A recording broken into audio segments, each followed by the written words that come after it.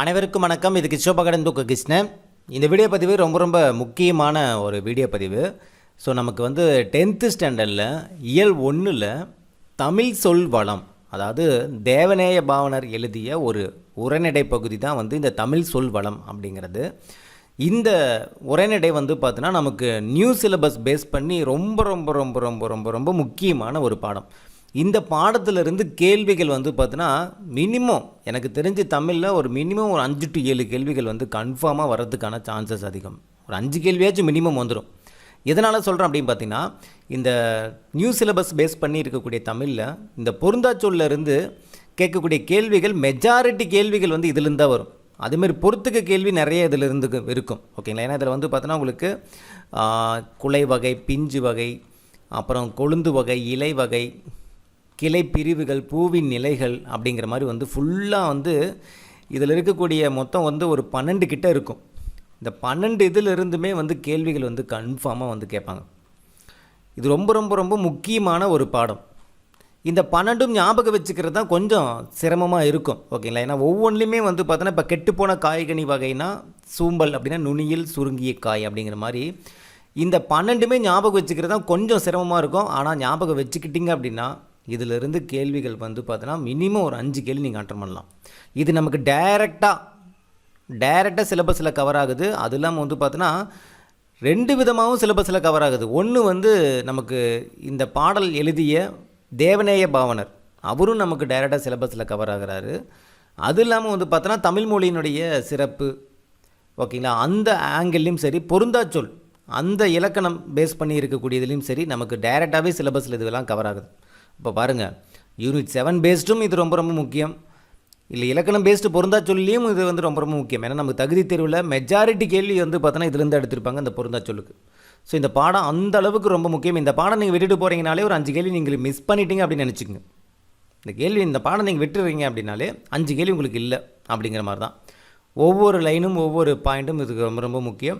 இதில் இந்த அடிவகை, அதுக்கப்புறம் கிளை பிரிவுகள், காய்ந்த அடி, இலை வகை, கொழுந்து வகை, இது எல்லாத்துக்குமே ஆல்ரெடி நான் ஷார்ட்கட் நான் ஒரு வீடியோ பதிவில் நான் கொடுத்துருப்பேன்.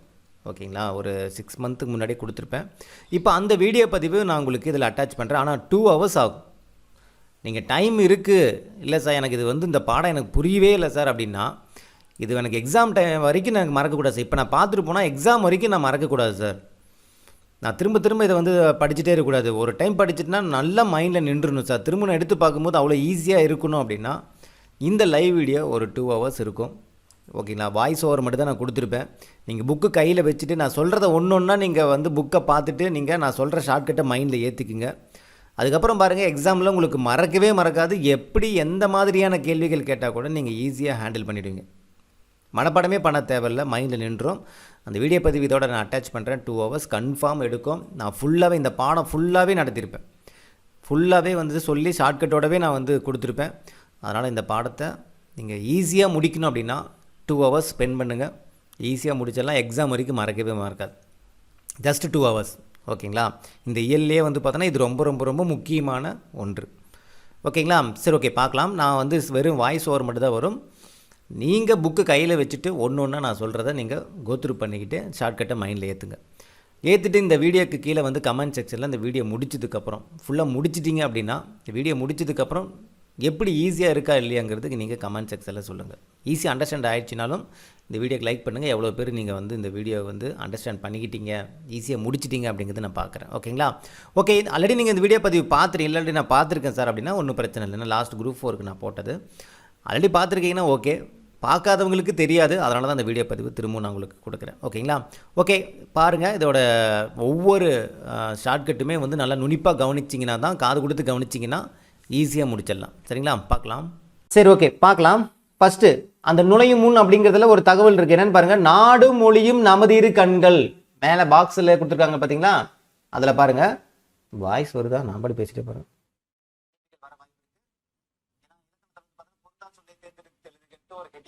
அதுக்குள்ள இந்த இதை கொண்டு நுழைச்சிடுவாங்க. சரிங்களா? சரி, ஓகே, பார்க்கலாம். ஃபர்ஸ்ட் அந்த நுழையும் முன் அப்படிங்கிறதுல ஒரு தகவல் இருக்கு. என்னன்னு பாருங்க. ஓகே, வாய்ஸ் மட்டும் வருது, மற்றபடி நான் டான்ஸ் ஆடிட்டு இருக்கிற மாதிரி அங்கே இங்கேயும் கட்டாய வருது. சரி, ஓகே, பார்க்கலாம். நீங்கள் வாய்ஸ் கொடுத்து வாய்ஸ் நல்லா காது கொடுத்து கேட்டுக்குங்க. சரிங்களா? நாடு மொழியும் நமதிரு கண்கள் என்று பாரதியார் கூறுகிறார். அப்ப அந்த ஃபர்ஸ்ட் லைனே ரொம்ப முக்கியமான ஒரு லைன். நாடு மொழியும் நமதிரு கண்கள் என்று கூறியவர் யார் அப்படின்னு பார்த்தீங்கன்னா பாரதியார் தான். நமது இரு கண்கள், ஒரு கண்ணு பாரதியார், ஒரு கண்ணு பாரதிதாசன். பாரதியார் பாரதிதாசன் அப்படிங்கிறது ரெண்டு கண்ணு மாதிரி தான். அப்ப நமது இரு கண்கள் அப்படின்னாலே யார சொல்லுவாங்க? பாரதியார் ஞாபகம் வச்சுங்க. இரு கண்களா, அப்ப யார் வருவா? அதுல மெயின் கண்ணு யாரு? பாரதியார் தான். அப்ப அது சொன்னது யாரு? பாரதியார் அப்படிமா ஞாபகம் வச்சுங்க. சரிங்களா? கால வெள்ளத்தில் கரைந்து போன மொழிகளுக்கு இடையில் நீந்தி தன்னை நிலைநிறுத்திக் கொண்டுள்ளது தமிழ். என்ன வளம் இல்லை என்று எண்ணி வியக்கத்தக்கவாறு பல்வேறு சிறப்பு இயல்புகளை கொண்டு இலங்குகிறது நம் செந்தமிழ் மொழி. அனைத்து வளமும் உண்டென்று விடை பகிர்கிறது தமிழ் சொல்வளம். ஓகே, பேசிக்கா கொடுத்துருக்காங்க. அதில் அந்த ஒரு லைன் மட்டும் நோட் பண்ணி வச்சுங்க, பாரதியாருடைய அந்த பாடல் வரி. ஓகேங்களா? சரி, ஓகே. அடுத்து கீழே பாருங்க. சொல்வளம் இலக்கிய சொல்மொழிகளுக்கெல்லாம் பொதுவே எனும் தமிழ் மட்டும் அது தலை சிறந்ததாகும். சரி, ஓகே, அது ஒன்றும் பிரச்சனை இல்லை. அடுத்தது இருக்கிற பாயிண்ட் தான் ரொம்ப ரொம்ப முக்கியம். அது யார் சொல்லியிருக்காங்க பார்த்தோன்னா கடைசியில் கொடுத்துருப்பாங்க பாருங்க. கால்டுவெல் திராவிட மொழிகளின் ஒப்பியல் இலக்கணம். திராவிட மொழிகளின் ஒப்பியல் இலக்கணம்னாலே யாரு? உங்களுக்கு கால்டுவெல் தான் வருவார். ஓகேங்களா? ஸோ ரொம்ப ரொம்ப ரொம்ப முக்கியம். அவர் என்ன சொல்லியிருக்காரு பாருங்க. மேலே டபுள் கொட்டேஷன் மேலே கொடுத்து அப் டு கீழே வரைக்கும் இருக்கும். அது ஃபுல்லா சொன்னது யார் அப்படின்னு பார்த்தோன்னா கால்டுவெல் தான். என்ன சொல்லியிருக்காருன்னு பார்க்கலாமா? தமிழ் அல்லாத திராவிட மொழிகளினுடைய அகராதிகளை ஆராயும் போது, இந்த திராவிட மொழிகள் வந்து பார்த்தோன்னா தமிழ் இல்லாம திராவிட மொழிகளை வந்து பார்த்தோன்னா அதோடைய அகராதிகளை ஆராயும் போது தமிழ் உள்ள ஒரு பொருட்பல சொல் வரிசைகள் அவற்றில் இல்லா குறை எந்த தமிழ் அறிஞர்களுக்கும் மிக தெளிவாக தோன்றும். தமிழ் இல்லாம எந்த திராவிட மொழிகள்ல வந்து கொண்டு வந்துடவே முடியாது. தமிழோட ஒரு இன்ஃப்ளூயன்ஸ் கண்டிப்பா எல்லா மொழிகளிலும் இருக்கும், அது திராவிட மொழிகள்ல. ஓகேங்களா? அதான் சொல்றாங்க. தமிழ் அல்லாத திராவிட மொழிகளுடைய அகராதிகளை ஆராயும் போது தமிழ் உள்ள ஒரு பொருள் பல சொல் வரிசைகள் அவற்றில் இல்லா குறை எந்த தமிழ் அறிஞர்களுக்கும் மிக தெளிவாக தோன்றும். இந்த ஒரு பொருள் வரிசை பல சொல் வரிசை அப்படிங்கிறது வந்து பார்த்தீங்கன்னா அது அந்த தமிழ் அறிஞர்களுக்கு நல்லாவே தெரியும். ஓகேங்களா? அவற்றில் அந்த இதில் இல்லாத அந்த குறை வந்து பார்த்தோன்னா அந்த புலவர்களுக்கு ஈஸியாக கண்டுபிடிச்சிருவாங்க. அதான் சொல்றாங்க. தமிழ் அறிஞர்களுக்கு மிக தெளிவாக தோன்றும். தமிழில் மட்டும் பயன்படுத்தப்பட்டு தமிழுக்கே சிறப்பாக உரியவனவாக கருதப்படும் சொற்கள் மட்டுமின்றி தெலுங்கு, கன்னடம் முதலிய பிற திராவிட மொழிகளுக்கும் உரியவனவாக கருதப்படும் சொற்களும் தமிழில் உள்ளன. அதாவது என்ன சொல்றாங்கன்னா, தமிழுடைய ஒரு இன்ஃப்ளூயன்ஸ் வந்து பார்த்தோன்னா மற்ற திராவிட மொழிகளுக்கும் இருக்கும். அது இல்லாம தமிழுக்குன்னே செப்பரேட்டா யூனிக்கா இருக்கக்கூடிய ஒரு சில விஷயங்களும் இருக்கு.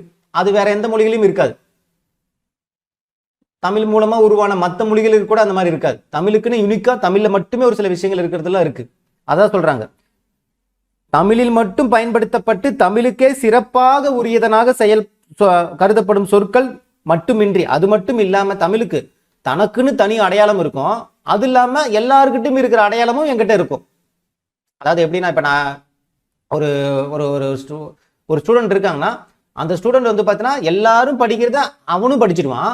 அது இல்லாம யூனிக்கா யாரும் படிக்காத ஒரு சில விஷயங்களும் அவன் படிச்சு வைப்பான்.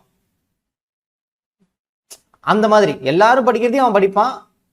ஆனா அவனுக்குன்னு யாருமே படிக்காத ஒரு சில யூனிக்கான விஷயங்களுக்கும் அவன் வந்து பார்த்தோன்னா படிச்சு வைப்பான் அப்படிங்கிற மாதிரி. அப்ப தமிழ் மொழிக்கு வந்து தமிழுக்குன்னு தனி சிறப்புகள் யூனிக்கா இருக்கு. யாருக்கும் இல்லாத ஒரு தனி சிறப்பும் இருக்கு. அதே மாதிரி எல்லார்ட்டையும் இருக்கிற ஒரு சில சிறப்புகளும் தமிழுக்கு இருக்கு. அப்படிதான் சொல்லியிருக்காங்க. ஓகேங்களா? ஸோ அப்படி சொன்னது யார் அப்படின்னு பார்த்தோன்னா கால்டுவெல். திராவிட மொழிகளுடைய ஒப்பியல் இலக்கணம் அப்படின்னு சொல்லுவாங்க. அப்படின்னாலே கால்டுவெல் தான். புரியுதுங்களா? இது ரொம்ப ரொம்ப முக்கியம். திராவிட மொழிகளின் ஒப்பியல் இலக்கணம் அப்படின்னாலே கால்டுவெல் தான். ஓல்டு புக்லயே தான் கொடுத்துருப்பாங்க, நியூ புக்கா தான். சரிங்களா? சரி, ஓகே. அடுத்தது, தமிழ் சொல் வளத்தை பல துறைகளிலும் காணலாம். இங்கு பயிர் வகை சொற்கள் மட்டும் சிறப்பாக எடுத்து காட்டப்படும் அப்படின்னு கொடுத்துருக்காங்க. ஸோ ஸ்டார்ட் ஆகுது, இதுக்கப்புறம் தான் ஸ்டார்ட் ஆகுது. முடிஞ்ச வரைக்கும் இது வந்து பார்த்தோன்னா நீங்க இது ஷார்ட்கட்டா வந்து மேக்சிமம் சொல்றது கொஞ்சம் சிரமம் தான். ஏன்னா அந்த அளவுக்கு இருக்கும். முடிஞ்ச வரைக்கும் ஷார்ட்கட்டு ஸ்பாட்ல சொல்றேன். ஓகேங்களா? பட் எல்லாத்துக்கும் ஷார்ட்கட் சொல்ல முடியாது. ஒரு சிலது நீங்க வந்து கான்செப்டா நீங்க வந்து அண்டர்ஸ்டாண்ட் பண்ணிக்கணும். இது கொஞ்சம் இந்த கிராமத்துல இருக்கிறவங்களுக்கு ஒரு சிலது வந்து இது ஈஸியா இருக்கும். பட் ஒரு சிலருக்கு வந்து அந்த விவசாயம் சம்பந்தப்பட்டது, மரம், கிளை இதெல்லாம் சம்மந்தப்பட்டது வந்து அவங்களுக்கு கொஞ்சம் அந்த வார்த்தைகள்லாம் கேள்விப்பட்டிருப்பாங்க. நாம அந்த வார்த்தைகள்லாம் கொஞ்சம் கேள்விப்பட்டிருக்க மாட்டோம். கொஞ்சம் நமக்கு சிரமமா இருக்கிற மாதிரி இருக்கும். ஓகேங்களா? சரி, ஓகே, பார்க்கலாம். ஃபர்ஸ்ட் அடிவகை. ஓகேங்களா? ஒரு தாவரத்தினுடைய அடிப்பகுதியை குறிக்கக்கூடிய சொற்கள். இப்போ ஒரு தாவரம் இருக்கு, அதோடைய அடிப்பகுதி இருக்குல்ல, அதுக்கு நிறைய பேர் இருக்கு. என்னென்ன பேருன்னு பார்க்கலாமா? ஃபர்ஸ்ட் வந்து பாருங்க, தாள். ஃபர்ஸ்ட் என்ன பேரு? தாள். தாளுங்கிற பேர் வந்து பார்த்தோன்னா நெல்லுக்கும் கேழ்வரகும் நெல், கேழ்வரகு இதனுடைய அடிப்பகுதி தான் என்ன சொல்லுவாங்க, தாள் சொல்லுவாங்க. நெல், கேழ்வரகு அதனுடைய அடிப்பகுதி தாள் சொல்லுவாங்க. சரி, இப்போ இந்த நெல் கேழ்வரகுலாம் வந்து பார்த்தீங்கன்னா நெல் அடிப்பாங்கன்னு சொல்லுவாங்கல்ல, ஓகேவா? நெல் காய போட்டிருப்பாங்க, கேழ்வரகு காய போட்டிருப்பாங்க. அப்படியே போய் தரையில போட முடியுமா? மண்ணாயிடும், இல்லை ஈரமாக இருந்துச்சுன்னா தண்ணி பட்டுரும். அப்போ என்ன பண்ணுவாங்க, கீழே வந்து ஒரு பேப்பர் விரித்து அது மேலே வந்து என்ன பண்ணுவாங்க, நெல்லையும் கேழ்வரகையும் போட்டு காய வைப்பாங்க. அப்படி ஞாபகம் வச்சுங்க. இது ஷார்ட்கட்டுக்காக சொல்கிறேன், ஓகேங்களா? அந்த தாள் அப்படிங்கிறது பேப்பர்னு ஞாபகம் வச்சுங்க, ஓகேங்களா? தாளுக்கு ஸ்பெல்லிங் வேற அப்படிங்காதீங்க. இது நான் என்ன சொல்கிறேன்னா, இது ஜஸ்ட் வந்து ஒரு இதுக்காக, ஷார்ட்கட்டுக்காக. அப்போ தாள் அப்படின்னாலே, தாள்னால என்னது, பேப்பர். பேப்பர்னா என்ன ஞாபகம்? ஓகே, நெல்லையும் கேழ்வரகையும் பேப்பர் அடியில், அதுக்கு அடியில் போட்டு தான் என்ன பண்ணுவாங்க, நெல்லையும் கேழ்வரகையும் காய வைப்பாங்க. அப்படி மாதிரி ஷார்ட்கட்டாக ஞாபகம் வச்சுங்க, ஓகேங்களா? அடுத்து தண்டு. தண்டு நமக்கு தேவைப்படாது. என்ன தண்டு? வாழைத்தண்டு, கீரைத்தண்டு. வாழை மரத்துக்கு கீழே என்ன பார்க்கும், தண்டு இருக்குமா? கீரை வாங்கிட்டு வந்து அப்படியே கீரையை நம்ம என்ன பண்ணிடுவோம், நம்ம குழம்புல போட்டுருவோமா? கீரையை பிரிச்சு பிச்சு அந்த இலையெல்லாம் பிச்சை மீதி என்ன இருக்கும், தண்டு தானே இருக்கும். கீழே அடியில் தண்டு இருக்குமாப்பா, அதெல்லாம் கட் பண்ணிடுவாங்கல்ல, அதெல்லாம் போட மாட்டாங்க. ஒரு காவாசிக்கு மேலதான் அந்த கீரை அந்த இதே வரும், இலையே வரும், ஓகே? கீழே ஃபுல்லா தண்டு தான் இருக்கும். அப்ப கீரைத்தண்டு, வாழைத்தண்டு. அப்ப அந்த கீரைக்கு கீழேயும் வாழைக்கு கீழேயும் தண்டு தான் இருக்கும், அடிப்பகுதி, ஓகேங்களா? அடுத்து கோல். கோல்னா என்னது?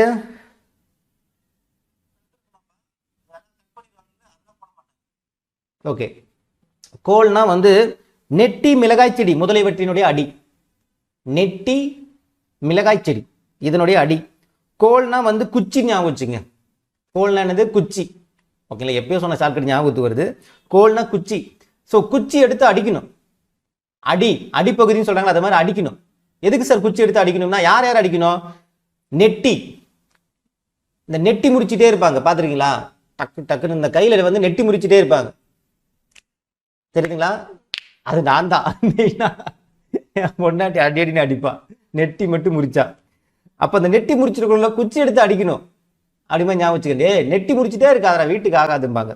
அடுத்து மிளகாய் செடி. மிளகா வீட்டில் வந்து பார்த்துன்னு வச்சுங்களேன், குழம்புல காரம் அதிகமாக போட்டால் நமக்கு சுருன்னு பயங்கர கோவம் வரும். ஏய், இன்னும் இவ்வளோ காரம் போட்டிருக்க அப்படின்ட்டு நாம குச்சி எடுத்து என்ன பண்ணுவோம், பொண்டாட்டி அடிப்போம். சும்மா ஃபண்ணுக்கு சொல்கிறேன், ஓகேங்களா? ஸோ நாம் நெட்டி முறிச்சா பொண்டாட்டின்னு அடிப்பாங்க. அவன் குழம்பு காரமாக வச்சுட்டாரு, நாம் எடுத்து என்ன பண்ணுவோம், குச்சி எடுத்து அடிப்போம், ஓகேங்களா? அப்போ நெட்டி மிளகாய் செடி அப்படின்னாலே உங்களுக்கு என்ன ஞாபகத்துக்கு வந்துடணும், கோல்ங்கிறது ஞாபகத்துக்கு வந்துடணும், ஓகேங்களா? அடிக்கிறதுனால தான் அந்த அடிங்கிறது, ஓகேங்களா? அடுத்து தூரு வாடுறது. ஸோ இந்த குத்துச்செடி புதர் சொல்லுவாங்கல்ல, தூரு வாடுறது அப்படின்ட்டு, புதரை தூரு வாருவாங்க, அப்புறம் இந்த குத்துச்செடியை தூரு வாருவாங்க. ஸோ இது நமக்கு தேவையில்லை, ஷார்ட்கட் தேவையில்லை, ஓகேங்களா? அடுத்து தட்டு அல்லது தட்டை. எது? கம்பு, சோளம் முதலியவற்றினுடைய அடியை வந்து தட்டு அல்லது தட்டைன்னு சொல்லுவாங்க. அது நமக்கு தெரிஞ்சுதான். சோளத்தட்டுன்னு தானே சொல்லுவாங்க. கம்புக்கு அதே மாதிரி தான், ஓகேங்களா? அப்ப கம்பு, சோளம் இந்த ரெண்டுமே வந்து பார்த்தோன்னா தட்டு. கம்பு எடுத்து அடிச்சு போடுண்டா, தட்டு சாப்பிட்ட தட்டை கழுவுல கம்பு எடுத்து அடிச்சு போட்டு வீட்டில் மிரட்டுவாங்க, ஓகே? சாப்பிட்ட தட்டை கழுவு போ, என்ன வேணா பண்ணலாம். அந்த தட்டு கழுவுறது இருக்கிற கஷ்டமே பெரிய கஷ்டம். துணியை கூட துவைச்சிடலாம், இந்த பாத்திரம் கழுவுறத பெரிய கஷ்டமா இருக்கும், ஓகேங்களா? அப்ப கம்பு எடுத்து அடிச்சிடுவாங்க அப்படிங்கிற ஞாபகம் வச்சுங்க. தட்டை மட்டும் கழுவுச்சுக்க மவனை கம்புலேயே எடுத்து அடிப்பாங்க மாதிரி ஞாபகம் வச்சுங்க, ஓகேங்களா? அப்ப தட்டு, தட்டை. அப்ப கம்பு, சோளம், ஓகேங்களா? அடுத்தது களி. கரும்பினுடைய அடிப்பகுதியை களின்னு சொல்லுவாங்க. கரும்பினுடைய அடிப்பகுதியை வந்து களிம்பாங்க. இப்ப கரும்பு சாப்பிட்றீங்களா? பொங்கலுக்குலாம் கரும்பு சாப்பிடுவோமா? எப்பயா கரும்பு சாப்பிடுவோம், பொங்கல் அப்பெல்லாம் கரும்பு நிறைய சாப்பிடுவோம். கரும்பு சாப்பிடும்போது என்ன தெரியுமா பண்றீங்க? களின்னு என்னது? இங்க இருக்கிற களி இல்ல, நான் குடிக்கிற களியை சொல்றேன். களி குடிடா, உடம்புக்கு நல்லதுமாங்கள. ஸோ அப்ப களி குடிக்கும் போது என்ன பண்றீங்கன்னா, கரும்பு வந்து பார்த்தீங்கன்னா கரும்பு சாப்பிட்டு களிக்கு சாப்பிடுங்க. ஏன்னு கேட்குறீங்களா? ஏன்னு எப்படி சொல்றது? கரும்பு சாப்பிடும்போது நம்ம காலையில எழுந்து பல்லு விளக்குவோமா? பல்லு விளக்கவே தேவையில்லை. நீங்க கரும்பு சாப்பிட்டுன்னு வச்சிங்களேன், பல்லு பயங்கரமா சுத்தமாயிடும். நிறைய பேர் சொல்லுவாங்க, வருஷத்துக்கு ஒரு டைம் கரும்பு சாப்பிட்டா பல்லு சுத்தமாயிடுன்ட்டு. ஃபீல் பண்ணியிருக்கீங்களா? கரும்பு சாப்பிடுவோம், பல்லு வந்து பயங்கர கிளீனா இருக்கும். ஏன்னா கடிச்சு நம்ம சாப்பிடுவோம்ல, அப்படி இருக்கும்போது பல்லு ஆட்டோமேட்டிக்கா சுத்தமாயிடும். ரொம்ப நாள் இந்த அழுக்கெல்லாம் சுத்தமாயிடும். அப்ப நீங்க அப்பவே என்ன பண்ணுவீங்க? கரும்பு மூலமாவே பல்லு விளக்கிடுவீங்க. அப்புறம் வந்து என்ன பண்ணுவீங்க, அந்த களியை எடுத்து குடிக்கும்போது உடம்புக்கு அவ்வளோ நல்லதா இருக்கும் சுத்தமாக. ஏன்னா களியை வந்து சுத்தமாக சாப்பிடணும் அப்படிங்கிறதுக்காக. அப்போ கரும்பினுடைய அடிப்பகுதி அந்த களின்னு வந்துட்டாலே உங்களுக்கு கரும்பு ஞாபகத்துக்கு வந்துடணும். களி களி எப்போ குடிப்போம்? பல்லு விளக்கிட்டு தான் களியை குடிக்கணும். பல்லு எதில் விளக்குவோம்? கரும்புல தான். அப்போ கரும்போட அடிப்பகுதி எடுத்து நம்ம சாப்பிடும் போதே நமக்கு வந்து என்ன ஆகிடும்? பல்லு சுத்தமாயிடும்.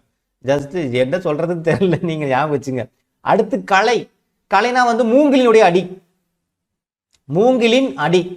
மூங்கில் இப்ப இந்த மூங்கில்லாம் பயங்கர உயரமா இருக்கும், பார்த்துருக்கீங்களா? மூங்கில்லாம் வந்து பயங்கர உயரமா இருக்கும். இந்த வீடு கட்டுறப்பெல்லாம் கூட அந்த மூங்கில் வச்சு தான் என்ன பண்ணுவாங்க, அந்த மேலே ஏறி நிற்கிறதுக்கு, போகிறதுக்கு, வரத்துக்கு, இல்லை முட்டு கொடுக்கறதுக்குலாம் மூங்கில் வச்சுருப்பாங்க. அப்போ அந்த மூங்கிலாம் தூக்கிட்டு போய் வைக்கணும் இல்லை? ஏன்னா உயரமாக வேறு இருக்கும். அப்படியே கீழே விழுவாமல் பார்த்து தூக்கிட்டு போகணும். அப்படி ஒன்றுன்னா போய் எடுத்து வைக்கும்போது பயங்கரமாக களைப்பாயிடும். இந்த மூங்கிலை தூக்கிட்டு போய் ஒரு இடத்துல ஒரு மூலையில் வைக்கங்காட்டி நமக்கு ஒரு பெரிய களைப்பே வந்துடும். அந்த களைப்பு தான் களை. அந்த லாலா டிஃப்ரெண்ட் இருக்கு. நான் வந்து ஜஸ்ட் அந்த வார்த்தை ஞாபகம் வரணுங்கிறதுக்காக தான் சொல்றேன். அப்ப மூங்கிலினுடைய அடிப்பகுதி வந்து களை. அப்ப மூங்கில் எடுத்துட்டு வந்து நம்ம போய் அடுக்கி வச்சோம்னா, அடுக்கி வைக்கிறது அந்த அடி. அடுக்கி வைக்கிறது, அடுக்கி இல்லை, அடுக்கி வைக்கிறது போது களைப்பா இருக்கும் அப்படிங்கிற மாதிரி. அடுத்து புலி வேம்பு முதலியவற்றையுடைய அடி. புலி வேம்பு இதனுடைய அடிப்பகுதி வந்து பார்த்தோன்னா அடி. அதாவது அடிப்பகுதி பேரே அடின்னு சொல்லுவாங்க. இதோட பேரே அடின்னு தான் இருக்கு. அப்ப புலியை பார்த்தாலே என்ன பண்ணும் நம்ம? இப்ப புலி வந்து உங்க முன்னாடி நின்று இருக்குன்னா, வா புலி, என் செல்ல புலி, அசராத புலி, அசையும் புலி, அப்படி நம்ம கொஞ்சிட்டா இருப்போம். நம்ம புலியை பார்த்தது நமக்கு பயம் வந்துருமா? கையில இருக்கிறதுல எடுத்து நம்ம வந்து துரத்த தான் பார்ப்போம், அடிக்க தான் பார்ப்போம். கல் எடுத்து அடிக்கிறது, ஏதோ ஒரு அடிக்க தான் பார்ப்போம். அப்ப புலியை பார்த்தாலே என்ன பண்ணும்? நம்ம கல் எடுத்து அடிக்கணும் அப்படிமா ஞாபகம் வச்சுங்க. இது குழம்புக்கு ஊத்துற புலி. ஆனா நான் சொல்றது வந்து பார்த்தோன்னா காட்டுல இருக்கிற புலி சொல்றேன். ஓகேங்களா? அடுத்து வேம்பு. அடுத்து என்னது? வேம்பு. வேம்புனா வம்பு ஞாபகம் வச்சுங்க. அப்ப வம்புக்கு வரவன என்ன பண்ணுவாங்க? நாம் கம்முன்னு நம்ம போவோம். நாம் பாட்டு நம்ம டிஎன்பிசி படிச்சுட்டு இருப்போம். யாரோட வம்புக்கும் தும்புக்கும் போகாம நாம டிஎன்பிசி படிச்சு நம்மளை வந்து சுரண்டிக்கிட்டே இருப்பாங்க. எரிச்சல் ஆயிரும் ஒரு கட்டத்துல. போட்டு அடிச்சு புரட்டி எடுத்துடலான்னு தோணும். ஆனா பண்ண முடியாது. ஏன்னு நமக்கு தான் தெரியும். ஓகேங்களா? அவங்களெல்லாம் கை வைக்க முடியாதுல்ல. அப்ப வேம்புனா வம்பு, புலினா புலி. இவங்க ரெண்டு பேர்த்தையும் அடிச்சு புரட்டி எடுக்கணும்னு தோணும் பார்த்தா. அப்படிங்கிற ஞாபகம் வச்சுங்க. ஓகேங்களா? அப்ப புலி வேம்பு அப்படிங்கிறது அடி. அதனுடைய அடிப்பகுதி அடினே சொல்லுவாங்க. ஓகேங்களா? சரி, ஓகே, முடிஞ்சுங்களா? அப்ப அடிப்பகுதி முடிஞ்சுங்களா? அடிப்பகுதி புரிஞ்சா? நெல்லு கேழ்வரகு வந்து பார்த்தோன்னா அதுக்கு அடியில வந்து பேப்பர் வைப்பாங்க. கீரைத்தண்டு, வாழைத்தண்டு, இந்த நெட்டி முறிக்கிறது, மிளகா காரம் அதிகமாக போட்டால் கோல் குச்சி எடுத்து அடிப்பாங்க. குத்துச்செடி புதர் இதெல்லாம் தூர்வாருவாங்க. கம்பு சோளம் இது வந்து பார்த்தோன்னா தட்டும்பாங்க. கரும்பினுடைய அடிப்பகுதி களி, மூங்கிலுடைய அடிப்பகுதி களைப்பு, களை, புலி வேம்பு அதோடுக்கு வந்து அடி. ஓகே, அவ்வளோதான் முடிஞ்சு. அடுத்து கிளைப்பிரிவுகள். ஃபர்ஸ்ட் ஒன்று சக்சஸ்ஃபுல்லாக முடிச்சிட்டோம். Very good. அடுத்தது கிளைப்பிரிவுகள் என்னென்னு பார்க்கலாமா? தாவரங்களினுடைய அடியிலிருந்து பிரிந்து செல்லும் பிரிவுகளுக்கு வழங்கும் சொற்கள். ஸோ கிளைப்பிரிவுனா என்னது? தாவரத்தினுடைய அடியிலிருந்து ஒரு சிலது பிரிஞ்சு போகும். அதான் நம்ம பிரான்ச்சும்பாங்களே நம்ம இங்கிலீஷ்ல கூட. கிளைப்பிரிவுகள், பிரான்ச் அப்படிம்பாங்க. ஓகேங்களா? அப்ப அதுல இருந்து பிரிஞ்சு போறது. ஹெட் ஆஃபீஸ் ஒன்று இருக்கும், பிரான்ச் ஒன்று இருக்கும். அது மாதிரி அப்ப தாவரங்களின் அடியிலிருந்து பிரிந்து செல்லும் பிரிவுகளுக்கு வழங்கப்படும் சொற்கள் கிளைப்பிரிவுகள். ஓகே, ஒன்று பார்க்கலாமா? ஃபர்ஸ்ட் அடிமரத்திலிருந்து பிரியும் மாபெரும் கிளை வந்து பார்த்தோன்னா கவைன் பேரு. அடிமரத்திலிருந்து ஒரு பெரிய மரம் இருக்கு, ஒரு பெரிய ஆலமரம்ப்பா, பெரிய ஆலமரம், பெருசா ரவுண்டா பெருசா ஒரு ஆலமரம். அந்த ஆலமரத்துல வந்து ஒரு அடிப்பகுதி, அந்த கீழே, ஓகேங்களா? கீழே அடிப்பகுதி வந்து பார்த்தோன்னா அங்கிருந்து பிரியக்கூடிய அந்த கிளை பிரிவுக்கு பேர் வந்து கவை. கவைனா என்ன ஞாபகம் வச்சுக்கலாம்? கவைனா அங்கவை சங்கவை. நீங்க இந்த சிவாஜி படத்துல பார்த்துருப்பீங்க. இது அங்கவை, இது சங்கவை அப்படின்னு ரெண்டு பொண்ணுங்களை வந்து பார்த்தோன்னா சாலமன் பாப்பியா வந்து சொல்லுவார். அப்போ ஒரு பொண்ணு, அங்கவைன்னு சொல்லக்கூடிய ஒரு பொண்ணு, அந்த பொண்ணு வந்து அந்த ஆலமரத்துக்கு கீழே அந்த அடிப்பகுதியில் உட்காந்துருக்கு. அப்ப அடிமரத்திலிருந்து பிரியும் மாபெரும் கிளை யாரு? அந்த பொண்ணு ஞாபகம் வச்சுக்க. அந்த பொண்ணு தான் அந்த அடிமரத்திலிருந்து அந்த பிரியக்கூடிய அந்த கிளை கிட்ட அந்த பொண்ணு உட்காந்துருக்கு. அப்ப அந்த அடிமரத்திலிருந்து பிரியக்கூடிய பிரிவு என்னது? அந்த பொண்ணு தான். அந்த பொண்ணு பேர் என்னது? கவை, அங்கவை. அப்ப கவை ஞாபகம் வச்சுங்க. அடுத்து பாருங்க, அந்த கவையிலிருந்து பிரியக்கூடிய பிரிவுக்கு பேர் வந்து கொம்பு. அப்ப அந்த கவைனா யாரு? அந்த பொண்ணு தானே. அந்த பொண்ணு தலையிலிருந்து வந்து பார்த்தோன்னா ஒரு ஒரு இது மாதிரி போகுது, அது பேர் கொம்பு. அப்ப அந்த பொண்ணோட தலையில வந்து ஒரு கிளை போகுது, அதுக்கு பேர் கொம்பு. அப்படி ஞாபகம் வச்சுங்க. அப்ப மரத்திலிருந்து அடிப்பகுதி கவை, கவையிலிருந்து அடிப்பகுதி வந்து கொம்பு. ஒரு கற்பனையா நான் சொல்றது அப்படியே கற்பனையா ஞாபகம் வச்சுக்கணும். ஒரு பொண்ணு மரத்துக்கு கீழே அடியில உட்காந்துருக்கு, அந்த பொண்ணு தலையிலிருந்து ஒரு கொம்பு போகுது. இது வரைக்கும் ஞாபகம் இருக்கா? சரி, ஓகே. அடுத்தது கொம்பு அல்லது கொப்பும்பாங்க. 2 பேர் இருக்கு, கொம்பு அல்லது கொப்பு. நீங்க கொம்பு ஞாபகம் வச்சுங்க, ஆட்டோமேட்டிக்கா கொப்பு ஞாபகம் வந்துடும். சரிங்களா? அடுத்து அந்த கொம்பினுடைய பிரிவு வந்து கிளை. அப்ப அந்த கொம்பு, இப்ப 2 கொம்பு இருக்கு அந்த பொண்ணுக்கு, அந்த கொம்புல இருந்து என்ன ஆகுது, ஒரு கிளை போகுது, அதுல இருந்து ஒரு செடி மாதிரி போகுது, கிளை. ஓகேங்களா? அப்ப கொம்பின் பிரிவுக்கு பேரு கிளை. ஒரு கற்பனையை ஞாபகம் வச்சுக்கணும். நான் சொல்றது அப்படி கற்பனையை ஞாபகம் வச்சுங்க. ஒரு பொண்ணு உட்காந்துருக்கு, அந்த பொண்ணு கொம்பு இருக்கு, அந்த கொம்புல இருந்து ஒரு கிளை போகுது, ஒரு செடி மாதிரி ஒரு கிளை போகுது, அதுக்கு பேர் என்னது? கிளை. அப்ப கொம்பின் பிரிவு கிளை. சரி, ஓகே. அந்த கிளையின் பிரிவு சினை. அந்த கிளையின் பிரிவு சினை. அந்த கிளை இருக்கு பாத்தீங்களா? சினைனா என்னது? கோபம். சினைனா என்னது? கோபம். சினம் சொல்லுவாங்கல்ல. ஓகேங்களா? என்னது? கோபம். அப்ப அந்த பொண்ணுக்கு எப்பெல்லாம் கோபம் வருதோ, எப்பெல்லாம் அந்த பொண்ணுக்கு கோபம் வருதோ அப்பெல்லாம் அந்த செடி ஆடுமா. அதாவது அந்த கிளை சொல்றாங்களா, அந்த கொம்புல இருந்து போற அந்த இது இருக்கு பாத்தியா, அது பயங்கரமா கிரு கிரு கிரு கிரு கிரு கிரு கிருன்னு ஆடுமா. ஏன்டா அப்படி ஆடுது? அதான் ஒரு சில பாம்பு வந்து பார்த்தா அந்த பாம்போட வால் நுனியில வந்து அது ஒரு பயங்கர வைப்ரேஷனோட சவுண்ட் வரும், ஏன்னா அந்த பாம்பு கோபமா இருக்கு அப்படிம்பாங்க. அது மாதிரி அந்த பொண்ணோட தலையில கொம்புல இருந்து வர அந்த கிளை வந்து அப்படின்னு ஆடிச்சுன்னா அந்த பொண்ணு பயங்கர கோபத்துல இருக்குன்னு அர்த்தம். அதான் என்னது? சினை. அப்ப கிளையின் பிரிவு, கிளையின் பிரிவு என்னது? சினை. ஓகேங்களா? சரி, ஓகே. சினையின் பிரிவு என்ன? போத்து. அந்த கோபம் பயங்கரமா வரும்போது அந்த பொண்ணு என்ன பண்ணும்? போத்து. நீங்களே கண்டுபிடிச்சிருப்பீங்க. பொத்து பொத்துன்னு யாரு கிட்ட இருக்காங்களா பார்க்க மாட்டாங்க. பொத்து பொத்து பொத்து பொத்துன்னு எடுத்து கையில கிடைக்கிறதுல எடுத்து அடிச்சுவிடும்.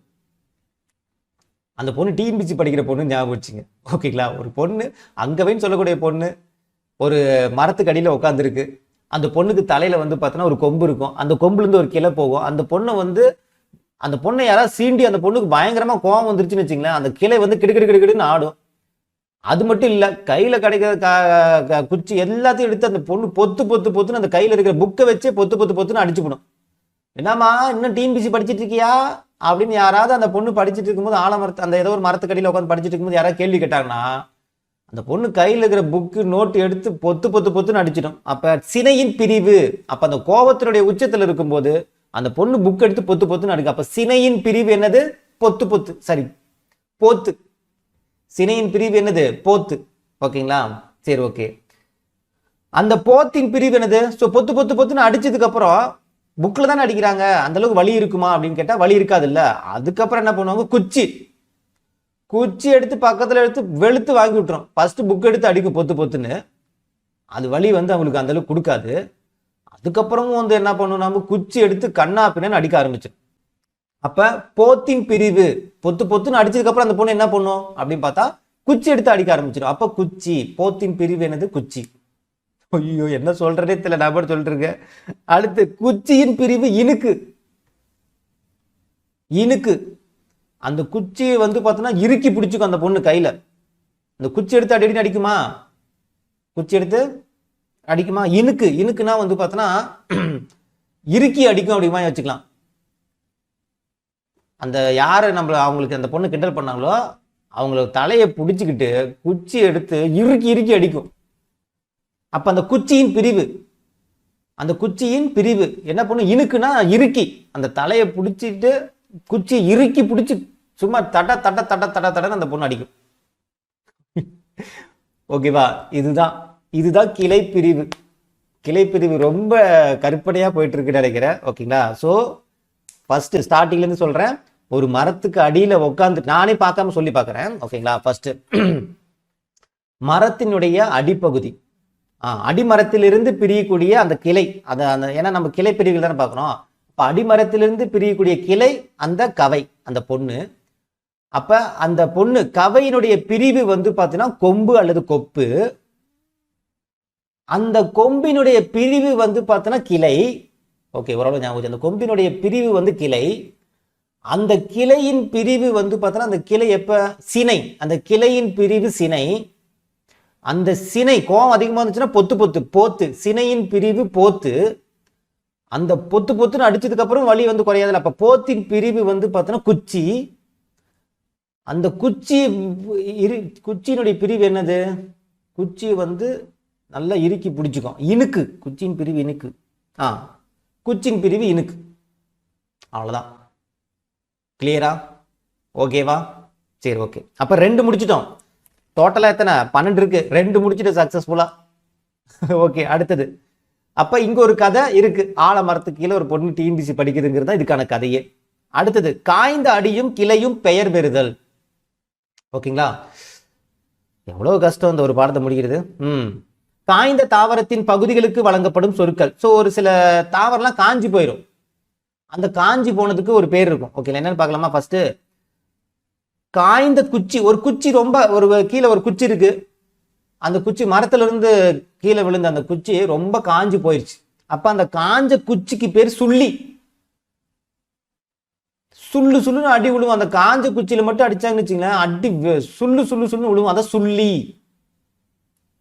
அப்ப அந்த காய்ந்த குச்சி, குச்சி நல்லா காய வச்சு வந்து வார்த்தையர் அடிப்பாரு, சுள்ளுன்னு அடி விழுவும். ஓகே, அப்ப காய்ந்த குச்சி சுள்ளி. அடுத்து, காய்ந்த சிறு கிளைக்கு பேர் வந்து பார்த்தோன்னா விறகும்பாங்க. ஒரு சில இதெல்லாம் வந்து பார்த்தோன்னா நம்ம மரத்துல இருந்து போய் விறகு வெட்ட போவாங்க.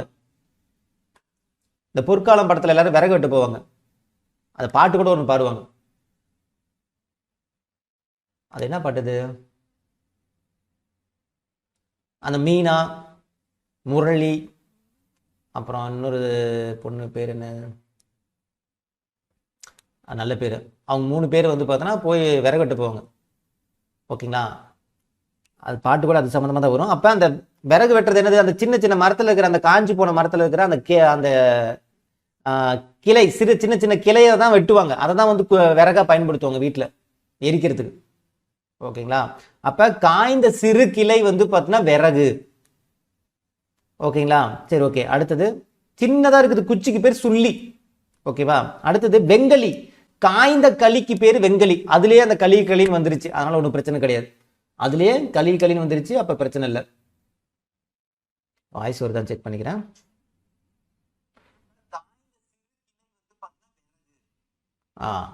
ஓகே. அடுத்து, வெங்கலி. காய்ந்த களிக்கு பேரு வெங்கலி. ஓகேங்களா? சரி, ஓகே. அடுத்து, காய்ந்த கொம்பு கவை. இங்க பாருங்க, காய்ந்த கொம்பும் கவையும் அடியும். அப்ப இந்த கொம்புனாலே கொஞ்சம் மொத்தமா இருக்குமா? அப்ப அது வந்து கட்டை மாதிரி இருக்குமா? கொம்புனா மொத்தமா இருக்குமா இல்ல லைட்டா இருக்குமா? மாடுக்கு கொம்பு எப்படி இருக்கும்? நல்லா விறகு மாதிரி இருக்கும்ல. சாரி, விறகுங்கிற மாதிரி நல்லா கட்டை மாதிரி இருக்குமா? அப்ப அதுக்கு பேர் என்னது? கட்டை. விறக போட்டு விட்டுறாதீங்க. விறகுங்கிறது சின்னதா நம்ம சொன்னது. ஓகேங்களா? காய்ந்த சிறு கிளை. ஓகேங்களா? அப்ப அந்த கட்டை மாதிரி இருக்கும் கொம்பு. ஓகேங்களா? அப்ப காய்ந்த கொம்பும் கவையும் அடியும். ஏன்னா கொம்பு எது இருக்கு? கவைக்கு தானே அந்த கொம்பு இருக்கு. ஓகேங்களா? காய்ந்த கொம்பும் கவையும் அடியும், அதுக்கு பேர் என்னது? கட்டை. ஓகேங்களா? அவ்வளவுதான், முடிஞ்சு போச்சு. 3வது முடிச்சிட்டோம். அப்ப காய்ந்த அடியும் கிளையும் புரிஞ்சிருச்சுங்களா? ஃபர்ஸ்ட், காய்ந்த குச்சி. சின்ன குச்சி ரொம்ப காஞ்சிச்சுன்னா அடி சுள்ளு விழுவும். காய்ந்த சிறு கிளை, அதுக்கு பேர் வந்து விறகு. காய்ந்த களி வெங்கலி.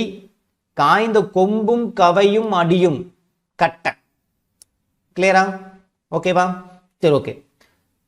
3 முடிஞ்சு சக்சஸ்ஃபுல்லா 3 முடிச்சிட்டோம். ஓகேங்களா?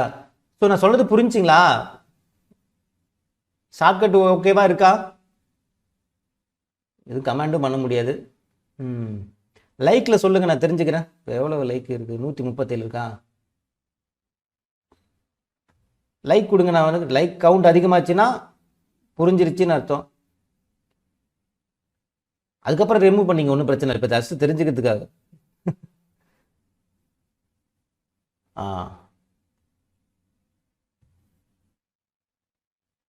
ஓகே. அடுத்தது, இலை வகை. ஓகேங்களா? இலை வகை பார்க்கலாம். தாவரத்தினுடைய இலை வகையை குறிக்கக்கூடிய சொற்கள். தாவரத்தினுடைய இலை வகையை குறிக்கக்கூடிய சொற்கள். இலைனா பாருங்க, புளி, வேம்பு முதலியவற்றுடைய இலையை வந்து இலைனே சொல்லுவாங்க. புளி, வேம்பு, நம்ம மேலே ஒரு இது பார்த்தோமா, புளி வேம்பு, அதனுடைய அடிப்பகுதியை அடினே சொல்லுவோமா. அப்ப இந்த புளி வேம்பு இதனுடைய இலையை இலைன்னு சொல்லுவோம். அப்ப பாருங்க, இந்த புளி வேம்புன்னு வந்தாலே அதுக்குள்ளே அது பேர் வந்துருது. இந்த புளி வேம்புன்னு வந்துச்சுன்னா அந்த கேள்விக்குள்ளே ஆன்சர் இருக்கு. புளி வேம்பு முதலியவற்றை அடி அடி, புளி வேம்பு இவற்றினுடைய இலை இலை தான். அப்ப இந்த புளி வேம்புக்கு வந்து பிரோஜனமே கிடையாது. ஓகேங்களா? ஓகே, புளி வேம்பு முதலியவற்றை அடி வந்து அடிதான், புளி வேம்பு இதனுடைய இலை வந்து இலை தான். ஓகேங்களா? அடுத்தது நெல்லு புல்லு இதனுடைய இலைப்பகுதி வந்து தாள் சொல்லுவாங்க. நெல்லு புல்லு, அப்ப இந்த நெல்லு புல்லு இதெல்லாம் நம்ம வந்து கீழே தாள் அடிப்பகுதி போட்டு நம்ம இதே பார்த்தோம் பாருங்க. தாள் அப்படிங்கிறது இங்க கூட பார்த்தோம், அடிப்பகுதி. நெல்லு கேழ்வரகுலாம் பார்த்தோம்ல, இங்க நெல்லு புல்லு. அப்ப அந்த நெல்லுன்னு வரும்போதே தாள்ங்கிறது வந்துருது ஆட்டோமேட்டிக்கா. அப்ப நெல்லு புல்லு இதனுடைய இலைப்பகுதியை வந்து என்ன சொல்லுவாங்க, தாள் தான் சொல்லுவாங்க. ஓகேவா? அடுத்தது சோளம் கரும்பு இதனுடைய இலைப்பகுதி வந்து தோகைன்னு சொல்லுவாங்க. என்னது? தோகை, சோளம். அப்ப அந்த சோளம்ங்கிறது வந்து வேற எங்க வரும், அந்த கம்பு சோளங்கிறது வரும், அது வந்து அடிப்பகுதியை சொல்றது. ஓகேங்களா? இங்க வந்து பார்த்தோன்னா சோளம் கரும்பு இதுல இருந்து வரக்கூடிய அந்த இலைப்பகுதியை வந்து தோகைன்னு சொல்லுவாங்க. நீங்க இந்த சோளக்கருது பார்த்துருக்கீங்களா? சோளக்கருது வந்து உளிப்போம்ல, அந்த இலை மாதிரி உளிப்போம்ல, அது எப்படி இருக்கும்? அதுக்கான தோகை மாதிரியே இருக்குமா? இப்ப மயில் தோகை விரிச்சு ஆடுது, அதே மாதிரி யானை காது வந்து தோகை மாதிரி ஆடும்ல, அது மாதிரி இந்த சோளக்கருதுக்கு வந்து சோளக்கருதுல வந்து பார்த்தோன்னா மேலே அந்த ஒரு பச்சை கலர்ல அந்த சுத்தி இருக்கும், அதை எடுத்துட்டு தான் நம்ம அந்த சோளக்கருதை வந்து என்ன பண்ணுவோம், நம்ம இது பண்ணி சாப்பிடுவோம். ஓகேங்களா? வேச்சு சாப்பிடுவோம். அப்ப அது வந்து ஒரு தோகை மாதிரி தான் இருக்கும். அதே மாதிரி தான் கரும்புக்கும். கரும்பு வாங்கும்போது பார்த்துருக்கீங்களா? கரும்பு மேலே எப்படி இருக்கும், அந்த தோகை மாதிரி தானே இருக்கும் சுத்தி அந்த இலை. அப்ப கரும்பு சோளம் இதனுடைய இலைப்பகுதி வந்து எப்படி இருக்கும், தோகை மாதிரி இருக்கும், தோகை மாதிரி விரிச்சிருக்கும்.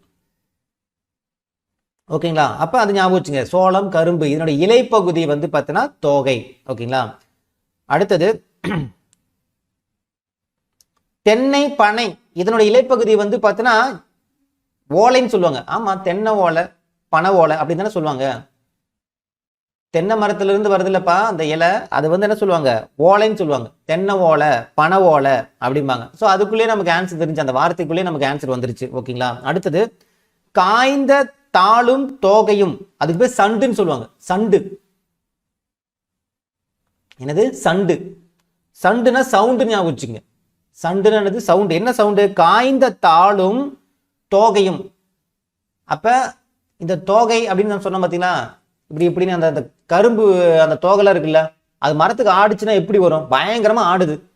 அதே மாதிரி வந்து பார்த்தீங்கன்னா தாள் பேப்பர், அந்த பேப்பர் வந்து பயங்கரமா ஆடிச்சுன்னா உங்களுக்கு என்ன வரும், சவுண்டு வருமா? அதான் சொல்றாங்க காய்ந்த தாளும் தோகையும். அந்த தோகையும் தாளும் காஞ்சி போச்சுன்னா, காத்துக்கு ஆடிச்சுன்னா பயங்கரமா சவுண்டு வரும். அப்ப சவுண்டுக்கு என்ன பேரு, சண்டு அப்படின்னு ஞாபகம் வச்சுங்க. சின்ன சின்னது தான், சின்ன சின்னது நம்ம நல்ல மண்டைக்குள்ள ஏத்திக்கணும், நல்ல மண்டைக்குள்ள ஏத்திக்கணும். ஓகேங்களா? காய்ந்த தாளும் தோகையும், அப்ப காஞ்சி போன தாளு தோகை. இதோட இலைப்பகுதி எப்படி, ஓ காஞ்ச தாள், அப்புறம் என்னது காய்ந்த தாள், அப்புறம் தோகை. தோகை பயங்கரமா அடிச்சுட்டு என்ன வரும், சவுண்டு வரும். அப்ப சண்டு அப்படிங்கிற மாதிரி ஞாபகம் வச்சுக்கணும். ஓகேங்களா? அடுத்தது காய்ந்த இலை, காஞ்சி போன அந்த இலைக்கு பேர் என்ன சொல்லுவாங்கன்னா சருகுன்னு சொல்லுவாங்க. சருகு. காய்ந்த இலைன்னு இருக்கா, இலைன்னா என்னது, நம்ம சாப்பாட்டு இலை வச்சுக்கலாம், சாப்பாட்டுக்கு போடுற இலை. வீட்டுல இலை வாங்கி வச்சிருப்போம், ஏதாவது ஒரு விசேஷத்துக்கு இலை வாங்கி வச்சிருப்போம். அப்புறம் விசேஷம் முடிஞ்சிட்டு ஒரு 10-20 இலை வந்து மிச்சமாயிடும், அந்த இலை காஞ்சி போயிடும். அப்ப அந்த காஞ்சி போன அந்த இலைக்கு பேர் என்னன்னா சருகு. என்னது, சருகு. சருகுன்னா என்ன வச்சுக்கலாம், சொருகுன்னு கூட வச்சுக்கலாம். சருகுன்னா சொருகு. என்னத்தை சொருகிறது, அதெல்லாம் காஞ்சி போச்சு, வேற என்ன பண்ண முடியும், குப்பையில போட்டு சொருவி தூக்கி தான் போடணும் நம்ம.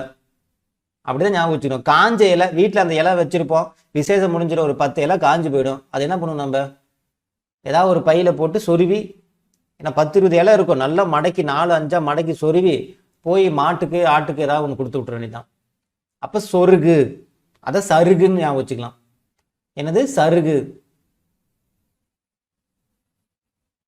இல்லைன்னா நம்ம காஞ்ச இலை இருக்குன்னு வச்சுக்கலாம், அந்த வீட்டில் அந்த வாழை இலை இருக்கும், காஞ்ச இலை இருக்கும், இந்த மழைலாம் வந்துச்சுன்னு வச்சுங்களேன், கிராமத்தில் முன்னுங்க இந்த மழை வந்துச்சுன்னா அந்த காஞ்ச இலையை எடுத்துகிட்டு போய் வீட்டில் இருக்கும், அந்த இலையை எடுத்துகிட்டு போய் என்ன பண்ணுவாங்கன்னா, அந்த சேறு மாதிரி இருக்கும், அந்த சேரில் அந்த மேலே இருந்து அந்த பள்ளமாக இருக்கிற மாதிரி சேரில் மழை தண்ணியில் போயிட்டு இருக்கும், அதில் கீழே இலையை வச்சுட்டு அது மேலே உட்காந்துட்டு என்ன பண்ணுவாங்க, சர்க்கிள் விட்டு விளையாடுவாங்க, சர்க்கிள் விட்டு விளையாடுவாங்க அப்படின்னு ஞாபகம் வச்சுக்கலாம். கிளியரா? ஓகே, அப்போ முடிச்சாச்சு. என்ன முடிச்சாச்சு? இலை வகையும் முடிச்சிட்டோம். 4 இது நம்ம முடிச்சிட்டோம். அடிப்பகுதி, கிளைப்பகுதி, காய்ந்த அடி, இலைப்பகுதி முடிச்சிட்டோம். அடுத்தது கொழுந்து வகை. கொழுந்து வகை பார்க்கலாமா? இங்க பாருங்க, தாவரத்தினுடைய நுனிப்பகுதியை வந்து குறிக்கக்கூடிய சொற்கள் வந்து பார்த்தோன்னா என்னது? தாவரத்தினுடைய நுனிப்பகுதியை குறிக்கும் சொற்கள் அதுதான் கொழுந்துமாங்க. தாவரத்தினுடைய நுனிப்பகுதி, அடிப்பகுதி வந்து அது அடிப்பகுதின்னு சொல்லுவாங்க, இது வந்து நுனிப்பகுதியை வந்து கொழுந்துமாங்க. சின்னதாக கொழுந்து விட்டுருக்கும். ஓகேங்களா? அப்ப தாவரத்தின் நுனிப்பகுதியை குறிக்கும் சொற்கள் கொழுந்து வகை. சரி, என்னன்னு பார்க்கலாமா? இங்க பாருங்க, ஃபர்ஸ்ட் நெல்லு புல்லு, இதனுடைய கொழுந்து வகை வந்து பார்த்தோன்னா துளிர் அல்லது தளிர்பாங்க. துளிர் அல்லது தளிர். என் பாப்பா பேர் துளிர் நிலா. ஓகே, அப்ப நெல்லு புல்லு இதனுடைய கொழுந்து வகை என்ன சொல்ல? நெல்லுலையோ இல்ல புல்லுலையோ அதனுடைய நுனிப்பகுதியை வந்து என்ன சொல்லுவாங்கன்னா துளிர் விட்டுருக்கும்பாங்கல்ல. இந்த பாரு, இந்த செடி துளிர் விட்டுருக்குடா அப்படின்னு என்ன அர்த்தம்? இப்பதான் அந்த முளைச்சிருக்கு, இந்த சின்னதா இருக்கிற மாதிரி இருக்கும் கொழுந்து வகை. அப்ப அதுக்குள்ளேயே வந்துருச்சு. அப்ப நெல்லு புல்லு இதனுடைய கொழுந்து வகை வந்து என்ன சொல்லுவாங்க? துளிர் விட்டுருக்கு, நெல்லு புல்லு அப்படிங்கிற மாதிரி. சின்ன நெல்லா இருக்கும், அந்த நெல்லுல சின்னதா இருக்கும், துளிர் விட்டுருக்கும். புல்லுலயும் அதே மாதிரி தான், சின்ன புல்லா இருக்கும், நெல்லு புல்லு. அதுக்கு பேர் என்ன சொல்றாங்க? துளிர் அல்லது தளிர். துளிர் அல்லது தளிர். ஓகேங்களா? அடுத்தது புலி வேம்பு. இவற்றினுடைய கொழுந்துக்கு பேர் கொழுந்து தான். ஆடப்பாவே, இது என்னடா அந்த புலி வேம்புக்கு வேற வேலையே இல்லையா? புலி வேம்பு, அதனுடைய கொழுந்துக்கு பேரு கொழுந்து அல்லது முறின்னு கூட ஒரு பேர் இருக்கு. கொழுந்துன்னு ஒன்று இருக்கு, முறின்னு ஒன்று இருக்கு, அதுக்கு மட்டும். ஓகேங்களா? முறின்னு ஞாபகம் வச்சுங்க. சம்டைம்ஸ் வந்து கொழுந்து மட்டும் தான் நமக்கு டக்குன்னு ஞாபகம். ஏன்னா புலி வேம்புனாலே அதுக்குள்ளேயே ஒரு பேர் வருதுன்னு மட்டும் தான் நம்ம மைண்ட் வச்சிருப்போம். இருந்தாலும் இந்த கொழுந்துக்கு வரும்போது மட்டும் முறின்னு இன்னொரு பேர் இருக்கு. முறின்னு இன்னொரு பேரும் இருக்கு, கொழுந்தும் இருக்கு. அதான் பாருங்க, முறி அல்லது கொழுந்துன்னு கொடுத்துருப்பாங்க. எது? புலி மற்றும் வேம்பு. முறி. ஓகேங்களா? ஸோ அது ஒன்று மட்டும் ஞாபகம், கொழுந்துக்கு மட்டும் வரும்போது ஞாபகம் வச்சுங்க. ஓகேங்களா? ஓகே, புலி வேம்பு அவற்றினுடைய வந்து பார்த்தோன்னா முறிக்கிறது. என்னது? முறிக்கிறது, கொழுந்து. ஓகே, அடுத்தது சோளம், கரும்பு, தென்னை, பனை. இதனுடைய கொழுந்துக்கு பேர் குருத்து. சோளக்குருத்து, கரும்பு குருத்தும்பாங்க, தென்னங்குருத்து, பனக்குருத்து அப்படிம்பாங்க. அப்ப அதனுடைய கொழுந்துக்கு பேர் என்னது? சோளம். சோளத்துல சின்னதா இருக்கும், சின்ன சோளமா இருந்துச்சுன்னா அதுக்கு பேர், அந்த கொழுந்து வகைக்கு பேர் குருத்து. இப்பதான் உருவாயிருக்கு அப்படிங்கிற மாதிரி குருத்து. சோளக்குருத்து, கரும்பு குருத்து.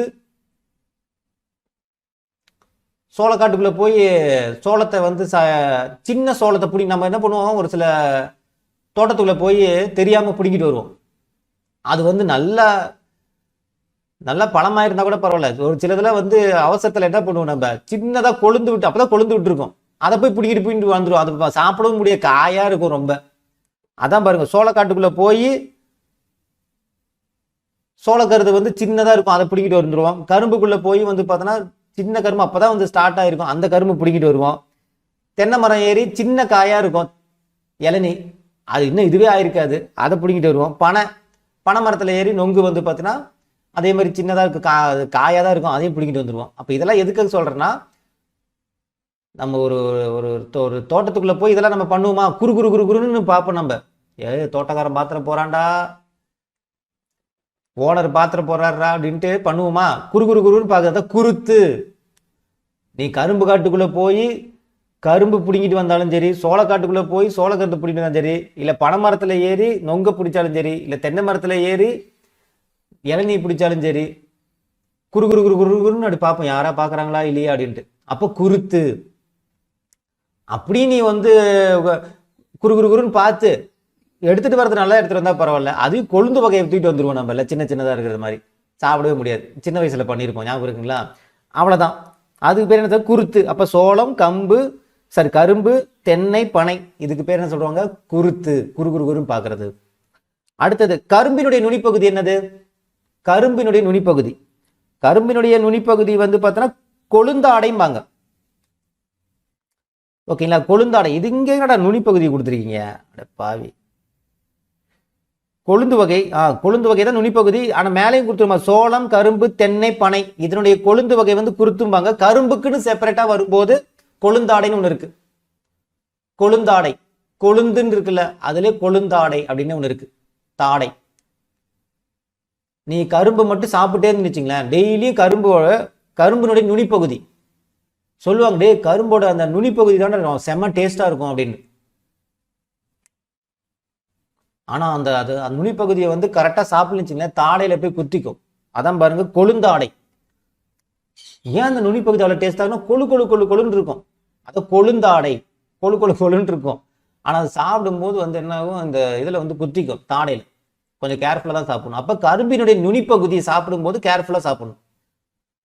கொழுந்தாடை, தாடையில குத்திக்காம சாப்பிடணும் அப்படி மாதிரி ஞாபகம் வச்சுங்க. மற்றபடி பாருங்க, அதே கரும்பு மேலே வரும். சோளம், கரும்பு, தென்னை, பனையில வரும். அப்படி மொத்தமா வந்து அதோடைய கொழுந்து வகைக்கு என்ன சொல்லுவாங்க? குருத்து, குறு குறு குருன்னு பாக்குறது. கொழுந்துன்னு வந்தா குருத்து, நுனிப்பகுதின்னு மட்டும் வந்தா கொழுந்தாடை. அது மட்டும் ஞாபகம் வச்சுங்க. சரிங்களா? சரி, ஓகே, அவ்வளவுதான். அப்ப 5 முடிச்சிட்டோம், 5 முடிச்சிட்டோம். கரெக்டா? அடுத்தது பூவினுடைய நிலைகள். பூவினுடைய நிலைகள். ஓகே, பாருங்க. பூவினுடைய நிலைகளை வந்து பார்த்தோன்னா குறிக்கக்கூடிய சொற்கள். ஃபர்ஸ்ட் அரும்பு, பூவினுடைய தோற்ற நிலை. பூ அப்பதான் தோன்றுது, புதுசா அப்பதான் வந்து உருவாகுது அப்படின்னா அதுக்கு பேர் அரும்பு. அரும்புட்டு இருக்கும்பாங்க. அரும்பு ஆரம்ப ஸ்டேஜ். அதை பாருங்க, அரும்பு ஆரம்ப ஸ்டேஜ். ஆனாலே என்னது நமக்கு முதல் இது தானே. அப்ப முதல் இது வந்து பார்த்தோன்னா பூவினுடைய தோற்ற நிலை அரும்பு. அந்த ஞாபகம் வச்சுக்கோங்க. ஓகேங்களா? அடுத்து பூ வந்து விரியுது பாத்தீங்களா, அதுக்கு பேர் வந்து பார்த்தோன்னா போது. பூவினுடைய விரிந்த நிலைக்கு என்ன பேரு? போது. அப்படியே பூ வந்து அப்படி விரிச்சுக்கிட்டே, இப்போ ஒரு சில வீடியோ பார்த்தீங்கன்னா பூ விரிகிறது அப்படியே வீடியோ காட்டுவாங்க. அப்படியே சின்ன மொட்டு இருக்கும், அப்படியே பெருசாகும். போது போது போது போது போதுங்கிற மாதிரி பூ விரிஞ்சுக்கிட்டே போகும். அப்படியே இருறா அப்படிங்கிற மாதிரி இருக்கும். போதுண்டா, ரொம்ப விரிஞ்சு பூ யூஸ் பண்ண முடியாது அப்படிங்கிற மாதிரி போதுண்டா அப்படிங்கிறதா போது. போதுண்டா அப்படிங்கிறதுக்கு பேர் என்னதுதான்? போது. அப்ப பூவினுடைய விரிய தொடங்கும் நிலைக்கு பேர் வந்து என்னது? போது. போதும் போது போது போது ரொம்ப விரிச்சிடாதீங்க அப்படிங்கிற மாதிரி. அடுத்தது பூவினுடைய மலர்ந்த நிலை. அப்ப விரிய தொடங்குறதுக்கு முன்னாடி நம்மளுடைய போதும் போதும் ரொம்ப விரிக்காதீங்க அப்படிங்கிற மாதிரி சொல்றது. அப்ப போதுங்கிறது பூவினுடைய மலர்ந்த நிலை. பூ மலர்ந்துருச்சு, நல்ல பூ பயங்கரமா மலர்ந்துருச்சு, அதுக்கு பேர் என்ன சொல்றாங்க? மலர். அந்த மலர்ந்த நிலைக்கு பேரே மலர். அதோட பேரே வச்சுட்டாங்க. பூவின் மலர்ந்த நிலைக்கு பேரு மலர், அதோட பேரு. அடுத்தது மரம் செடியிலிருந்து பூ கீழே விழுந்த நிலைக்கு பேர் வந்து வி. வி அதாவது ஒரு மரத்துல இருந்து பூ கீழே விழுந்துருச்சு, அதான் சொல்றாங்க பாருங்க. மரஞ்செடியில இருந்து ஒரு மரத்திலேயே இல்ல செடியில இருந்தோ பூ வந்து கீழே விழுந்துருச்சு மரத்துல இருந்து. அப்படி விழுந்துருச்சுன்னா அதுக்கு பேர் என்ன சொல்றாங்க? வீன்னு சொல்றாங்க. வி. இப்ப வீணா எப்படி ஞாபகம் வச்சுக்கலாம்?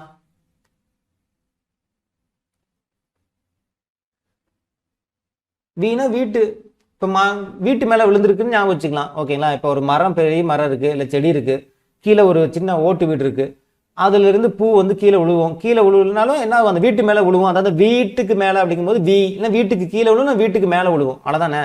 ஒன்று வீட்டு மேலே இருக்கிற அந்த ஓட்டு மேலே விழுவோம், இல்லை வீட்டுக்கு கீழே தரையில் விழுவோம். நம்ம அழகாக எடுத்துக்கிட்டு நம்ம யூஸ் பண்ணிட்டு போயிட்டே இருக்கலாம். அப்போ மரச்செடியிலிருந்து கீழே விழுந்த நிலைக்கு பேர் வீடுன்னு ஞாபகம் வச்சுக்கணும். வீட்டுக்கு கீழே இல்லை மேலே விழுவோம் அப்படிங்கிற மாதிரி. அப்போ வீடுன்னா வீ அப்படின்னு ஞாபகம் வச்சுங்க. கிளியரா? அடுத்தது செம்மல், பூ வாடின நிலை. வீட்டில் வந்து பார்த்தோன்னா பூ வாங்கி கொடுத்தோம்னா பூவே வாங்கி தர மாட்டியே அப்படிம்பாங்க. சரி, பூ வாங்கி கொடுத்தோம்னு வச்சுங்களேன், ஃப்ரிட்ஜில் வச்சுக்கிட்டு தான் இப்போ யூஸ் பண்ணுறேன் அப்புறம் யூஸ் பண்ணுறேன்ட்டு அந்த பூ வாடியே போயிடும். ஆனால் அதுக்கப்புறம் தான் செம்ம கோவம் வரும். ஏமா பூவே வாங்கி தர மாட்டேங்கிற, வாங்கி தந்தா ஃப்ரிட்ஜில் வச்சு அது பாரு பூவே வாடி போச்சு. வாடி போனதுக்கப்புறம் நம்ம சொன்னதுக்கப்புறம் எடுத்து வச்சுப்பாங்க. அப்ப பூ வாடின நிலை பார்த்தாலே நமக்கு ஒரு கோவம் வரும், செம்மையா கோவம் வரும். அதான் செம்மல், செம்மையா கோவம் வரும். அதுக்கு முன்னாடி நீங்கள் வாங்கி கொடுத்தீங்களான்னு ஒரு கேள்வி கேட்பீங்க. நானும் வாங்கி கொடுக்கணுன்ட்டு ஒரு 5-6 வருஷமாக ட்ரை பண்ணுறேன். ஆனால் ஒவ்வொரு டைமும் அந்த பூக்கடை தாண்டி தான் போகிறோம். அவளும் கேட்டே தான் இருக்காங்க, நாம் மறந்துட்டே தான் இருக்கிறோம். சரி ஓகே, ஆனால் சம்டைம்ஸ் வாங்கி கொடுத்துருவான் சொல்கிறேன். இப்போல்லாம் யார் அது பூ வந்து ஓகே விடுங்க. பூ வாடின நிலைக்கு பேர் வந்து பார்த்தோன்னா செம்மல் அப்படின்னு சொல்லுவாங்க. ஓகேங்களா? சரி ஓகே, இப்போ புரிஞ்சுங்களா? பூவினுடைய நிலைகள் புரிஞ்சுங்களா? அப்போ பூவினுடைய தோற்ற நிலை, தோற்றம்ங்கும் போதே ஆங்கிற எழுத்து தான் அரும்பு. பூ விரிய தொடங்கும் போது அது போது போது போது ரொம்ப விரிக்காத அப்படிங்கிறது போது. பூவினுடைய மலர்ந்த நிலைக்கு பேர் மலர். மர செடியிலேருந்து கீழே விழும்போது வீட்டு மேலே வீட்டு கீழே தான் விழும், வீடு. பூ வாடின நிலைக்கு பேர் வந்து செம்மைய கோவரும் செம்மல். 6 முடிச்சிட்டோம்பா, கிட்டத்தட்ட 6 சூப்பராக முடிச்சிட்டோமா? அடுத்தது 7வது, அங்கே ஒரு யார் இவர்னு ஒரு உங்களுக்கு தெரியுமா ஒன்று இருக்கும், அது நம்ம கடைசியாக பார்த்துக்கலாம். ஓகேங்களா? இதெல்லாம் முடிச்சு விட்டுடலாம். 7வது பிஞ்சு வகை. என்னது? பிஞ்சு வகை. ஓகே, ஷார்ட்கட் புரியும். நீங்கள் ஸ்பாட்லேயே அடிச்சு விட்ற வாய்க்கு வந்ததா? எந்த அளவுக்கு உங்களுக்கு புரியுதுன்னு தெரியல. ஓகே, எனக்கு மனப்பாடம் ஆயிடுச்சு உங்களுக்கு சொல்லி போய். பிஞ்சு வகை. ஓகே, தாவரத்தினுடைய பிஞ்சு வகைகளுக்கு வழங்கும் சொற்கள். ஃபர்ஸ்ட் பூம்பிஞ்சு. என்னது? பூப்பிஞ்சு. பூவோடு இலை, அதாவது அந்த பிஞ்சு வகைன்னு சொல்லுவாங்களே, டே அது பிஞ்சுடா, பிஞ்சு குழந்தடா அப்படிம்பாங்களா, அது மாதிரி பூவோடு கூடிய இளம் பிஞ்சுக்கு பேர் பூ பிஞ்சு. அப்ப அதுக்குள்ளேயே வந்துருச்சு, பூவோடு கூடிய பிஞ்சுங்கனால பூ பிஞ்சு. அப்ப நம்ம அது ஞாபகம் தேவையில்லை, பூ பிஞ்சு பூம்பிஞ்சு அது நமக்கு தேவையில்லை, அதுக்குள்ளேயே ஆன்சர் வந்துருச்சு. ஓகேங்களா? அடுத்தது இளம் காய்க்கு பேர் வந்து பிஞ்சும்பாங்க. இப்போ ஒரு கத்திரிக்காய், கொயாக்காய் அப்படி போய் பறிச்சு டே மாங்காய் சின்னதா பிரிச்சுடுவோம், டே என்னடா பிஞ்சு காயை வந்து எடுத்துட்டு வந்திருக்கு அப்படிம்பாங்க. அப்ப பிஞ்சு காயின்னு என்ன அர்த்தம்? இளங்காயை வந்து எடுத்துட்டு வந்திருந்தா பிஞ்சு காயும்பாங்க. அப்ப இளம் காய் அப்படின்னாலே பிஞ்சு. டே பிஞ்சா இருக்குடா, நல்லாவே இல்லடா அப்படிம்பாங்க, பிஞ்சு காய்டா இது அப்படின்னு. அப்ப இளம் காய் அதை தான் பிஞ்சும்பாங்க. கிளியரா? அடுத்தது மா பிஞ்சு. இளம் காய், அதாவது மொட்டையா சொல்லும் போது ஓவராலா எல்லா காய்க்கும் காமனா இளம் காய் அப்படின்னாலே பிஞ்சுமாங்க. அதில் குறிப்பிட்டு மாம்பிஞ்சு, மாம்பிஞ்சு. இப்ப மாங்காய்க்கு வந்து இருக்கக்கூடிய அந்த பிஞ்சுக்கு பேர் வந்து வடும்பாங்க. என்னது? வடு. அப்ப மாம்பிஞ்சு அப்படின்னது வடு. வடுனானது?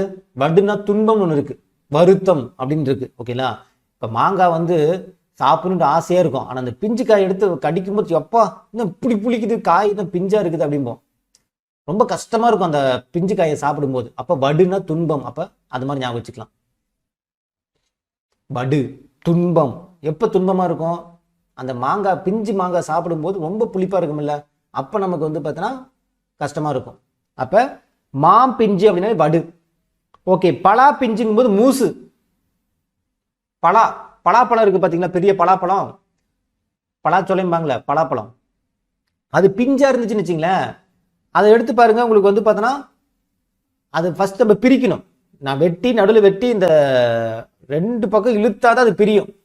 பிஞ்சா இருந்துச்சுன்னா உள்ள ஒண்ணுமே இருக்காது. அப்போ மூச்சு பிடிக்க பிடிக்க நம்ம வந்து என்ன பண்ணுவோம், அந்த பலாப்பழத்தை 2ஆ பொழப்போம், மூச்சு அடக்கிட்டு பொழப்போம்.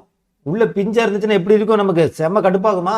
அப்ப பலா பிஞ்சு, பலாப்பழத்தை மூச்சு அடைச்சிட்டு பிரிப்போமா, அதான் மூச்சு அடைச்சிட்டுங்கும் போது மூசுன்னு ஞாபகம் சொன்னேன். மூச்சு அடைச்சிட்டுங்கும் போது மூசு. ஓகேங்களா? அடுத்தது தென்னை பனை முதலியவற்றுடைய இளம் பிஞ்சு வந்து பார்த்தோன்னா குறும்பை.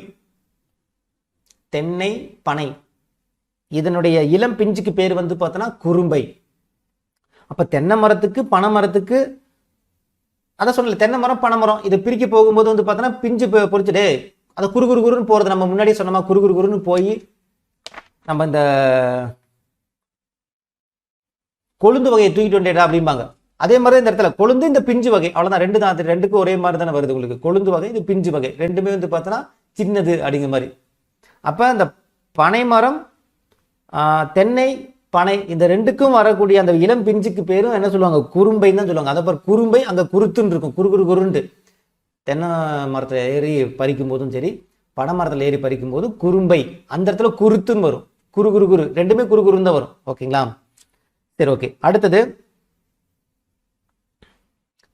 அதுலேயே வந்து பார்த்தோன்னா சிறு குறும்பைக்கு பேர் முட்டு குறும்பைன்னு சொல்லுவாங்க. இது மட்டும் கொஞ்சம் எக்ஸ்ட்ரா ஞாபகம் வச்சுங்க. சிறு குறும்பைக்கு பேர் முட்டு குறும்பை. சிறு குறும்பைக்கு பேர் முட்டு குறும்பை. அப்போ குறும்பை குறும்பை தான் வரும். சிறு முட்டு. டே நீ ஏடா அவன் முட்டு கொடுக்குற அப்படிம்பாங்க. முட்டு கொடுக்குறா சப்போர்ட் பண்ணுறேன்ட்டு. டே அவன் சின்ன பையன்டா, அப்புறம் அவனுக்கு நான் சப்போர்ட் பண்ணாமல் யாரை சப்போர்ட் பண்ணுவோம் அப்படிங்கிற மாதிரி. அப்போ சிறு குறும்பை, ஒரு சின்ன பையன் குறும்பு பண்ணானா அவனுக்கு நம்ம முட்டு கொடுத்து தான் பேச, அவனுக்கு சப்போர்ட் பண்ணி தான் பேசணும். பாவம் அந்த பையனை போய் அவங்க அப்பா அம்மா ஏதாவது அடிக்கிறாங்க, யாராவது அடிக்கிறாங்கன்னா நம்ம போய் சப்போர்ட் உடுப்பா சின்ன பையன் தானே அப்படின்ட்டு. அப்போ சிறு குறும்பை, சின்ன பையன் குறும்பு பண்ணானா நம்ம என்ன பண்ணணும், நம்ம முட்டு கொடுக்கணும், வேற வழி கிடையாது. ஓகேங்களா. அடுத்தது இளநீர். முற்றாத தேங்காய். ஒரு தேங்காய் முத்தவே இல்லைன்னா அதுக்கு பேர் என்ன சொல்லுவாங்க, ஏன்னா முத்தின தேங்காய் கொடுறான்னா முத்தாத தேங்காய் கொடுத்துருக்காங்க. அப்போ முத்தாத தேங்காய்க்கு பேர் என்ன சொல்லுவாங்க, இளநீர்னு சொல்லுவாங்க. தேங்காய் முத்திருச்சுன்னா நம்ம குழம்புக்கு யூஸ் பண்ணிடுவோம். முத்தாத தேங்காவை தான் நம்ம என்ன சொல்லுவாங்க, இளநீர். இப்போ இளநீர் குடிக்கிறோம்ல, அந்த தேங்காய் முத்தி இருக்காது. முத்தி போச்சுன்னா அது வந்து பார்த்தோன்னா நம்ம இங்கே சமையலுக்கு இங்கே வந்துடும் தேங்காவை. அப்போ முற்றாத தேங்காய்க்கு பேர் இளநீர். ஓகேங்களா. அடுத்தது இளம் பாக்கு, நுழாய். இளம் பாக்கு, இளம வயசுலேயே நம்ம பாக்கு போட்டுட்டு உட்காந்து, நிஜாம் பாக்கு, பான் பராக்கு, பாஸ் பாஸு அப்படின்னு நிறைய பாக்கு வகை இருக்கும். சின்ன வயசுல ஒரு சில பாக்கு போட்டு திரிஞ்சிட்டு இருக்குங்க. பெரிய வயசுல தெரியுதுங்க. இந்த சின்ன வயசுலயும் இப்ப பாக்கு போட்டு தெரிஞ்சிட்டு இருக்குது, நிறைய தெரிஞ்சிட்டு இருக்குதுங்க. அந்த மாதிரி எவனாவது பாக்கு போட்டு சின்ன வயசுல தெரிஞ்சானா வீட்டுக்குள்ளே நுழைய விடக்கூடாது. அதான் நுழாய். அவனை வீட்டுக்குள்ள நுழைஞ்ச நீயே அவ்வளவுதான் நீ அப்படின்னு பாக்கு போடுற நீ இப்பயே அடிக்கிற மாதிரி. அப்ப நாமெல்லாம் வந்து பாருங்க, அப்பெல்லாம் ஸ்கூல் படிக்கும் போது, நானும் காலேஜ் படிக்கும் போது கூட நிஜாம் பார்க்கணும்னு இருக்கும். அதை கூட நான் போட மாட்டேன். ஏதாவது இந்த ஃபங்க்ஷன்ல கொடுப்பாங்க, அது கூட போட மாட்டேன். ஐயோ அது கெட்ட பழக்கம்ட்டு. ஓகேங்களா. இப்பெல்லாம் அதுக்கு மேல இருக்குதுங்க. இளம் பாக்கு, இள வயசுலேயே பாக்கு போறோம்னு வீட்டுக்குள்ளே நுழையவே கூடாது அப்படிங்கிற மாதிரி. அடுத்து இளநெல், கச்சல் அப்படிக்கு பேர் வந்து சாரி இளநெல்லுக்கு வந்து கருக்கல் ரொம்ப முக்கியம்பா இந்த பிஞ்சு வகையில. இளநெல், இளநெல் அப்படிங்கும் போது கருக்கல். கருக்கல்னா கருமையான கல் ஞாபகம் வச்சுங்க, கருங்கல் மாதிரி ஞாபகம் வச்சுங்க. ஓகேங்களா. அப்ப நெல்லு, என்னது நெல்லு. இப்ப நெல் அரிக்கணும், நெல்லுல இருந்தானே அந்த அரிசி வரும். ஓகேங்களா. அப்ப அந்த நெல்லுல இருந்து எப்படி அரிசி வரும்னா, ஒரு பெரிய கருங்கல் எடுத்து நெல்லெல்லாம் வச்சுட்டு அந்த கருங்கல் எடுத்து போட்டோம்னா அந்த நெல்ல இருந்து அரிசி தனியே பிரிஞ்சு வந்துடும். அப்படிங்கிற மாதிரி கற்பனை ஞாபகம் வச்சு, நான் சும்மா ஒரு இதுக்கு சொல்றேன், வேற வழி இல்லை ஷார்ட்கட்டுக்கு. ஓகேங்களா. ஏதாவது கிண்டல் பண்றேன்னு நினைச்சுக்காதீங்க. ஓகேங்களா. ஸோ இப்போ நெல் இருக்கு, நெல்ல இருந்து அரிசி எடுக்கணும். என்ன சார் பண்றதுன்னா, ஒரு பெரிய கருங்கல் எடுத்துக்குங்க, பெருசா எடுத்துட்டு நெல்லுலாம் ஒரு குவியலா வச்சுட்டு கல் எடுத்து பொத்துட்டு போட்டீங்கன்னா அந்த நெல்ல இருந்து அரிசி பிரிஞ்சிடும். அப்படியே அந்த கல் போட்ட வேகத்துக்கு அந்த அரிசியில பிரிஞ்சிடும். அப்புறம் அரிசியை மட்டும் நம்ம தனியா பிரிச்சுக்கலாம். அந்த மாதிரி ஞாபகம் வச்சுங்க. ஓகேங்களா. அப்ப இளநெல் அப்படின்னாலே கருங்கல் ஞாபகம் வந்துடணும். ஓகேங்களா. சரி ஓகே. ஏன்னா அந்த நம்ம இளமையா இருக்கும் போது அந்த கல்லை தூக்கி போட முடியும், அதான் இளநெல். ஓகேங்களா. கருக்கல். அடுத்து வாழை பிஞ்சு. வாழை பிஞ்சுக்கு வந்து பார்த்தோன்னா கச்சல். வாழை பிஞ்சுக்கு பேர் என்னது, கச்சல். கச்சல்னா காய்ச்சல் ஞாபகம் வச்சுங்க, காய்ச்சல். வாழை பிஞ்சு. இந்த வாழைப்பழம் இருக்கு பாத்தீங்களா, வாழைப்பழம் சாப்பிடலாம். ஆனா ரொம்ப வாழைப்பழம் பிஞ்சு வாழைப்பழம் மாதிரி சாப்பிட்டீங்கன்னு வச்சுங்களேன், டெய்லி வாழைப்பழம் வந்து சாப்பிட்டே இருக்கீங்க, அது பிஞ்சு காயா சாப்பிட்டே இருக்கீங்கன்னா கண்டிப்பா காய்ச்சல் வந்துடும். இல்லை பிஞ்சு குழந்தைங்களுக்கு நம்ம வந்து வாழைப்பழம் கொடுத்தோம்னு வச்சுங்களேன், அவங்களுக்கு டக்குன்னு காய்ச்சல் வந்துடும். ஏன்னா அவங்களுக்கு வந்து சரி ஸ்வீட் இல்லை உங்களுக்கு வாழைப்பழம், ஆட்டோமேட்டிக்காக என்ன ஆகிடும், காய்ச்சல் வந்துடும். அப்போ வாழை பிஞ்சு. அப்போ வாழைப்பழத்தை பிஞ்சு குழந்தைங்களுக்கு கொடுக்கக்கூடாது. இல்லை வாழை வந்து பார்த்தோன்னா பிஞ்சா இருக்கும்போது சாப்பிட்டோம்னா நமக்கு காய்ச்சல் வந்துடும் அப்படின்னு ஞாபகம் வச்சுக்கணும். அப்போ வாழை பிஞ்சு அப்படின்னால என்னது, நமக்கு காய்ச்சல் இல்லை, கச்சல். காய்ச்சல் கிடையாது, கச்சல். அவ்வளோதான். இதுதான் பிஞ்சு வகை. ஓகேவா. அப்ப பிஞ்சு வகை முடிச்சிட்டோம். கிளியரா. நல்லா கவனிங்க, தொண்டை கொஞ்சம் கிச்சி கிச்சி. ஓகேங்களா. ஃபோன் வந்துக்கிட்டே இருக்கியா, கிளாஸ்ல இருக்கணும்னு கூட தெரியாமல் ஃபோன் பண்ணிட்டே இருக்காங்க. ஓகே. பிஞ்சு வகை புரிஞ்சு நான் ஒரு ஓரளவு சொல்ற பாருங்க. பூவோடு கூடிய இளம் பிஞ்சுக்கு பூ பிஞ்சு, அதுக்குள்ளேயே வந்துடுது. இளம் காய்க்கு வந்து பார்த்தோன்னா பிஞ்சுன்னு சொல்லுவாங்க ஓவராலா, அதாவது காமனா மொத்தமா சொல்றது. மா பிஞ்சு வடு. ஓகேங்களா. மா பிஞ்சு வடு. ஓகேங்களா. அடுத்து பலா பிஞ்சு. பலாப்பழத்தை மூச்சடிச்சிட்டு நம்ம இது பண்ணுவோம், அதை மூசு. அடுத்து தென்னை, இந்த ஒன்று விட்டுட்டேன், ஓகே அது நான் சொல்கிறேன். அடுத்து தென்னை பனை, இதனுடைய இளம் பிஞ்சுக்கு பேர் குறும்பை. தென்னை பனைனாலே வந்து குறுகுறுன்னு பார்க்குறது. அடுத்து சிறு குறும்பைனாலே முட்டு, சிறு குழந்தைங்க வந்து குறும்பு பண்ணிச்சுன்னா வந்து பார்த்தோன்னா முட்டு கொடுக்கணும். முற்றாத தேங்காய் இளநீர். அடுத்து இளம் பாக்கு, பாக்கு போட்டோம்னா நுழையக்கூடாது, நுழாய். இள நெல்லு, ஓகேங்களா, கருக்கல்.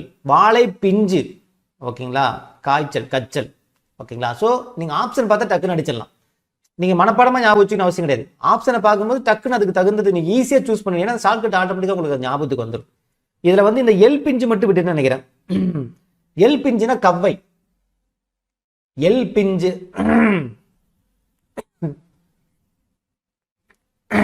ஓகே. எல் பிஞ்சு அப்படின்னா என்னது? கவ்வை, கவ்விக்கிறது. எள்ளு, ஓகேங்களா. ஸோ எள்ளு இருக்குன்னு வச்சுங்க. எள்ளுன்னா என்ன சொல்லுவோம் நம்ம? எள்ளு சாப்பிட்ருக்கீங்களா? ஓகேங்களா. ஸோ எள்ளு பார்த்தோன்னா ரொம்ப உடம்புக்கு நல்லது. அது மாதிரி எள்ளு இருக்கும்போது நம்ம என்ன பண்ணிக்கணும், நம்ம டக்குன்னு கவ்விக்கணும். எனக்கு தான்டா அது அப்படின்னு கவ்விக்கணும். அதான் என்னது? எள் பிஞ்சு. ஓகே, என்னது? கவ்விக்கணும் அப்படிங்கிற ஞாபகம் வச்சுங்க. எள்ளு வந்து ரொம்ப ரொம்ப உடம்புக்கு நல்லது. அது எங்கே இருந்தாலும் சரி நம்ம கவ்விக்கணும். ஒரு சில கடைகள் மட்டும் தான் அது கிடைக்கும் எள்ளு,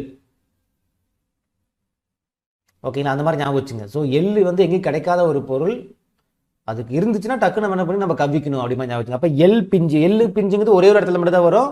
அது ஞாபகம் வச்சுங்க. கவ்வை, ஓகேங்களா. சரி, ஓகே, அவ்வளோதான். அப்போ எவ்வளோ முடிச்சிருக்கோம்? மொத்தம் 7 முடிச்சிட்டோம். அடுத்து 8வது குலை வகை. என்னது? குலை வகை. அதாவது தாவரங்களுடைய குலை வகைகளை குறிப்பதற்கான சொற்கள். அது காயா இருக்கலாம், இல்லை கனியா இருக்கலாம். குலை வகை, கொலை விட்டுருக்கும்பாங்களா, குலை வகை, ஓகேங்களா. ஸோ பார்க்கலாமா? ஃபர்ஸ்ட் அவரை, துவரை, இதனுடைய குலை வகை வந்து பார்த்தோன்னா கொத்துமாங்க. அவரை, துவரை, இதோடைய குலை வகை என்ன சொல்லுவாங்க? கொத்து அப்படிம்பாங்க. அப்போ கொத்து கொத்தா அவரைக்காய், துவரைக்காய் கொலை விட்டுருக்கும்பாங்க. அப்போ அவரை துவரன் வரும்போதே என்ன வரும்? நமக்கு கொத்துன்னு வந்துடும். கொத்து.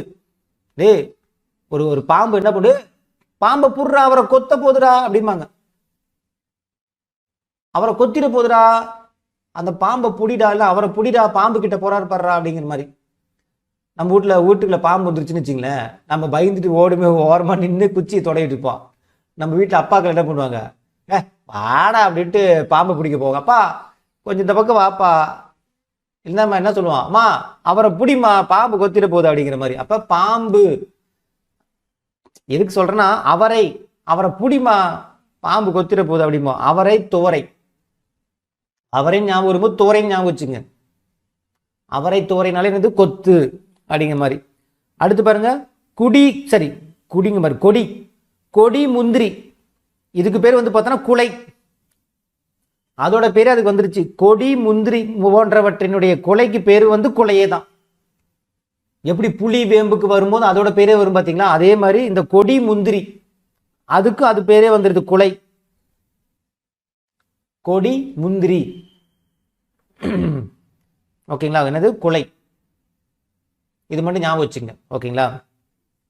கொடி முந்திரி. கொடினா வந்து பார்த்தோன்னா நம்ம தேசிய கொடி ஞாபகம் வச்சுக்கலாமா? ஓகே. கொடி வந்து பார்த்தோன்னா குலை.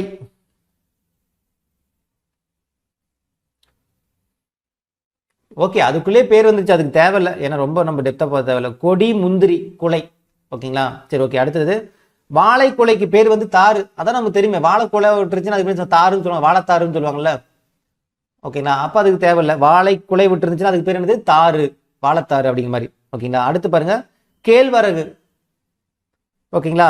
கேழ்வரகு, சோளம், இதனுடைய கதிர் வகை வந்து என்ன சொல்லுவாங்க? கதிர்னே சொல்லுவாங்க. அவ்வளோதான், முடிஞ்சு போச்சு. அதுக்குள்ளே பேர் வந்துருச்சு. கேழ்வரகு, சோளம் முதலியவற்றின் கதிர் வந்து என்ன சொல்லுவாங்க? கதிர்னே சொல்லுவாங்க. அவ்வளவுதான், புரியுதுங்களா? கதிர் அப்படிங்கிறது இது எல்லாமே குலை வகைக்குள்ள வருது. பாருங்க, கேள்வி எப்படி தெரியுமா கேட்பாங்க? இதுக்கு பேர் என்னன்னு கேட்பாங்க. இல்லைன்னா இந்த குலை வகைக்குள் இல்லாதது எதுன்னு கேட்பாங்க. இப்ப ஃபார் எக்ஸாம்பிள் கொத்து, குலை, தாறு அப்படின்னு கொடுத்துட்டு கச்சல், இதுல பொருந்தாது எதுன்னு கேட்பாங்க. அப்ப கச்சலுங்கிறது பிஞ்சு வகையில தானே வரும், இதுல வராது இல்ல அப்படிங்கமா ஞாபகம் வச்சுக்கணும், வேற வழி கிடையாது. எது எது எதுக்குள்ள வருங்கிறது நம்ம ஞாபகம் வச்சுக்கணும். குலை வகைனா குலை வகைக்குள்ள என்னென்ன வருங்கிறது ஞாபகம் வச்சுக்கணும். அதுக்கு பேர் என்னங்கிறது விளக்கத்தோட ஞாபகம் வச்சுக்கணும். புரியுது? இப்ப கச்சல்னா எதுக்குள்ள வரும் ஞாபகம், பிஞ்சு வகைக்குள்ள வருமா குலை வகைக்குள்ள வருமாங்கிறது ஞாபகம் வச்சுக்கணும். அந்த மாதிரி ஞாபகம் வச்சுக்கணும், வழி கிடையாது. ஓகேங்களா? சரி, ஓகே. அப்ப கதிருங்கிறது வந்து பார்த்தோன்னா கேழ்வரகு சோளம், இதனுடைய கதிர் பகுதியை கதிர்னே சொல்லுவாங்க. சரி, ஓகே. அடுத்து நெல் திணை, இதனுடைய கதிர் பகுதியை வந்து அழகும்பாங்க. நெல்லு திணை இதனுடைய கதிர் பகுதி என்ன சொல்லுவாங்க, அழகு. நீங்க அழகா இருக்கணுமா, நெல்லு, நெல்லிருந்து வரக்கூடிய அந்த ஒரு கலப்படம் இல்லாத அந்த நெல்லு திணை, திணையிலிருந்து வரக்கூடியதை நீ வந்து நல்லா ஹெல்த்தியா சாப்பிட்டினாலே அழகா இருப்ப. நெல்லு திணை, திணை பொருட்கள், நெல்லிருந்து வரக்கூடிய அரிசி, இது கலப்படம் இல்லாம, செயற்கை மருந்துகள்லாம் இல்லாம, செயற்கை உரங்கள் இல்லாம நீ சாப்பிட்டேன்னா அழகா இருப்ப. அதான் அழகு அப்படிங்கிற மாதிரி. அழகு அல்லது குரல், அழகாவும் இருப்ப, உன் குரல் வந்து இனிமையாகவும் இருக்கும். அப்படிமா ஞாபகம் வச்சுக்க. ஓகேங்களா? சரி, ஓகே. அடுத்தது சீப்பு, வாழைத்தாரினுடைய பகுதி, அது தெரியும். ஒரு சீப்பு வாழைப்பழம் கொடுங்க அப்படின்னு கேட்போம்ல, சீப்பு. சீப்புனா தலை செய்கிற சீப்பு இல்லை, சீப்பு. 3 சீப்பு பழம் கொடுங்க அப்படிம்பாங்களே. அப்ப அதனுடைய பகுதி, வாழைத்தாருடைய பகுதிக்கு பேர் என்ன சொல்லுவாங்க, சீப்பும்பாங்க. வேற ஆளதான் முடிஞ்சு போச்சு. வாழையுடைய குலைப்பகுதிக்கு தாருப்பா. அதே வாழைத்தாருக்கு வந்து பார்த்தோன்னா அதோடைய பகுதிக்கு பேர் என்ன சொல்லுவாங்க, சீப்பும்பாங்க. வாழைத்தாருனாலே சீப்பு. வாழையோட குலைப்பகுதிக்கு பேர் என்னது, தாரு. இதுல பாருங்க, வாழைத்தாருன்னு இதுல வந்துருச்சு. வாழைத்தாருனா சீப்பு. வாழையுடைய குலைப்பகுதி, வெறும் வாழைப்போடைய குலைப்பகுதி வந்துச்சுன்னா அதுக்கு பேர் தாரு. புரியுதா? கிளியரா? ஓகே. அடுத்து 8 முடிச்சிட்டோம். 8 முடிச்சிட்டோம். ஓகேங்களா? இப்ப குலைப்பகுதி புரிஞ்சுங்களா? அப்ப அவரை துவரை, அவரைனாலே அப்பா அவரை புடிங்க, கொத்திடும், கொத்து. கொடி முந்திரி, அதுக்கு பேர் வந்து கொடி முந்திரி போன்றவற்றினுடைய குலைப்பகுதிக்கு பேர் குலைனே வச்சிருக்காங்க. கொடிக்கு மட்டும் ஞாபகம் வச்சுங்க, கொடிக்கு கொடியே அதே தான் வரும் அப்படிமா ஞாபகம் வச்சுங்க. ஓகேங்களா? அடுத்து வாழைக்குலைக்கு பேர் தாரு.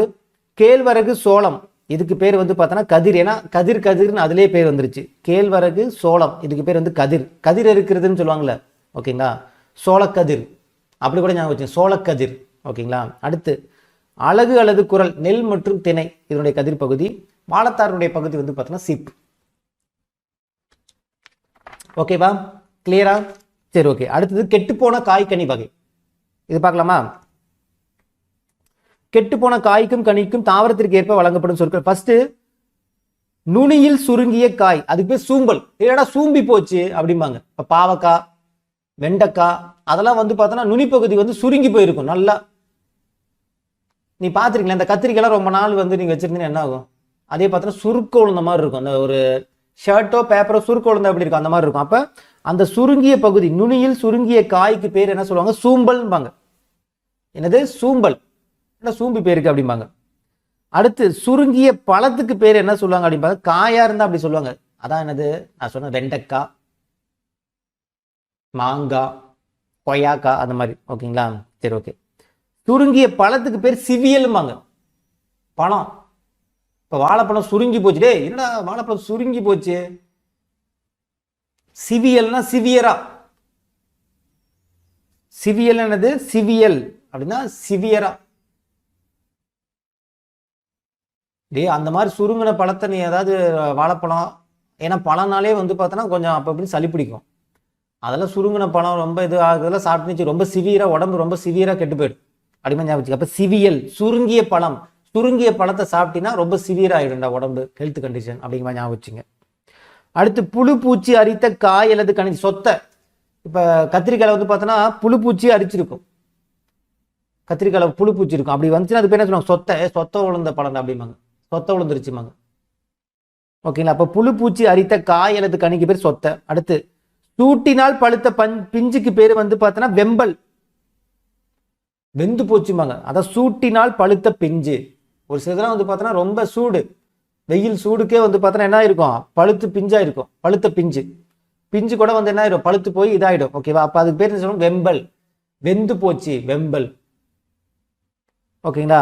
அடுத்தது குழு குளுத்த பழத்துக்கு பேர் அழியல். குழு குழுன்னு பழமா, குழு குளுத்த பழம், அதுக்கு பேர் அழியல்.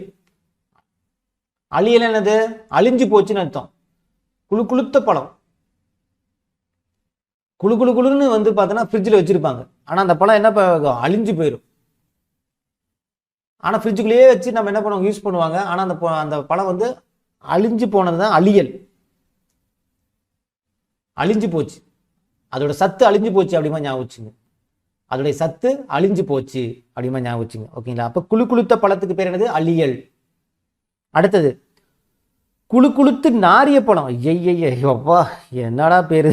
ஓகே, குழு குளுத்த பழத்துக்கு பேரு அழியல், அதோட சத்து அழிஞ்சு போச்சு. அதே மாதிரி குழு குளுத்து அழிஞ்சு போய் நாரி போய், ஓகேவா, நாத்தெடுத்து போய் இருந்துச்சுன்னா அது பேர் அழுகல். அழுகியே போச்சுடா அந்த பழம் அப்படிம்பாங்க. அழுகல், அழுகி போச்சுடா அப்படிம்பாங்க. சொல்லுவாங்களே ஒரு சிலர், ஏதாவது அழுகிய நிலையில் அவருடைய உடல் கண்டெடுக்கப்பட்டதுமாங்க. அப்படின்னா என்ன அர்த்தம்? குழு குளுத்து நாரி போய் கிடக்கும். அந்த மாதிரி பழத்துக்கும் அதே மாதிரி தான். ஓகேங்களா? அடுத்து சொண்டு, பதராய் போன மிளகாய். சொண்டு, பதராய் போன மிளகாய். இந்த மிளகாயெல்லாம் வந்து பார்த்தோன்னா ரொம்ப இதாக போயிடும், ரொம்ப கெட்டு போச்சுன்னு வச்சுங்க, அது பேர் சொண்டுமாங்க. சொண்டு. சொண்டுனா சொம்பு ஞாபகம் வச்சுக்கணும். சொம்பு நிறைய தண்ணி வச்சுக்கணும்பா. இந்த மிளகாய், அதுவும் வந்து இந்த அழுகுன மிளகாயோ கெட்டு போன மிளகாயோ வாயில வச்சுட்டோம்னா பயங்கரமா காரம் போய் மண்டை பிச்சு கண்ணில் தண்ணி ஊத்திடும். அப்ப சொம்பு நிறைய தண்ணி வச்சுக்கணும். அதான் சொண்டு. தொண்டு இல்லைன்னா செண்டுன்னு கூட ஞாபகம் வச்சுங்க. ஓகேங்களா? அந்த மாதிரி வந்து அந்த மிளகாயெல்லாம் வந்து யூஸ் பண்ணால் வீட்டில் ஒரு மாதிரி ஸ்மெல்லு வரும். மிளகா ஸ்மெல்லு வரும், மூச்சே விட முடியாது. காரமாக ஸ்மெல்லு இருக்கும். அந்த கார ஸ்மெல்லு மூச்சு விட முடியாத அளவுக்கு ரொம்ப இதாக இருக்கும். அப்போ சென்ட் அடிச்சு விட்டுணும், வீட்டில் ரூம் ஸ்ப்ரே அடிச்சு விட்டுணும். அப்போ பதராய் போன மிளகாய் ரொம்ப பதட்டமாக இருக்கும், பதறி போயிடுவோம் நம்ம. அந்த மாதிரிலாம் மிளகா ஸ்மெல்லு ரொம்ப வீட்டுக்கு வந்துச்சுன்னா, இந்த மிளகா அரைக்கிற இடத்துல போய் நின்று இருக்கீங்களா, அப்படியே அந்த பறக்கும், அப்படி மிளகாத்தூள் பறக்கும், நம்மளால நிற்க கூட முடியாது. அப்போ அது பேர் என்னது? சொண்டு. அப்போ அந்த இடத்துல செண்டு அடிச்சு விடணும்னு ஞாபகம் வச்சு, சொண்டு. இல்லை சொம்புல நிறைய தண்ணி, அப்போ சொண்டு ஞாபகம் வச்சுக்கலாம். அவ்வளோதான். அடுத்து பாருங்க கீழே, கோட்டான் உட்கார்ந்ததினால் கெட்ட காய்க்கு பேர் வந்து கோட்டான் காய் அல்லது கூகைக்காய். கோட்டான். ஓகேங்களா? கோட்டான்னா வந்து சொல்லுவாங்கல்ல, அது ஒரு பறவை கோட்டான்னா. ஓகேங்களா? அப்போ கோட்டான் வந்து உட்கார்ந்ததுனால ஒரு சில காய் வந்து பார்த்தோன்னா கெட்டு போயிருக்கும். அதுக்கு பேர் என்ன சொல்லுவாங்க? கோட்டான் காய்பாங்க. ஏன்னா கோட்டான் உட்காந்துருக்கனால அது பேர் என்னது? கோட்டான் காய். கோட்டான் உட்கார்ந்ததினால், ஓகேங்களா, உட்கார்ந்ததுனால் கெட்ட காய்க்கு பேர் என்னது? கோட்டான் காய் அல்லது கூகைக்காய். கூகைக்காய், கோட்டான் காய். ஓகேங்களா? என்ன கோட்டா மாதிரி முழிக்கிறம்பாங்க. ஓகேங்களா? ஓகே. அடுத்தது தேரைக்காய். ஓகேங்களா? அதாவது தேரை அமர்ந்ததினால் கெட்ட காய்க்கு பிறகு தேரைக்காய். அதுலேயே வந்துருச்சு, ஒன்றும் பிரச்சனை இல்லை. கோட்டன் அமர்ந்ததுனால் கோட்டான் காய், தேரை அமர்ந்ததினால் கெட்ட காய்க்கு வந்து தேரைக்காய், தேரை அமர்ந்ததினால் கெட்ட தேங்காய்க்கு பேர் அள்ளிக்காய். இதான் ரொம்ப ரொம்ப முக்கியம். இதை தான் ஒரு கேள்வி டிஎன்பிசியில் கேட்டிருந்தாங்க. நல்லா கேளுங்க. தேரை, இப்போ தேரை தெரியுமில்ல, இந்த தவக்கலை மாதிரியே ஒன்று இருக்கும் பார்த்தீங்களா, சின்னதாக ஜம்ப் பண்ணி தாவும். ஐயோ, நம்ம வீட்டில் அது சொல்ல தாங்க முடியாது. தேரை வந்துடும், வீட்டுக்குள்ளேயே சம்டைம்ஸ் வந்துடும். இந்த தவக்கலையை கூட நம்ம வந்து வெளியே தள்ளி விட்டோம், அந்த தேரையை தள்ளியே விட முடியாது.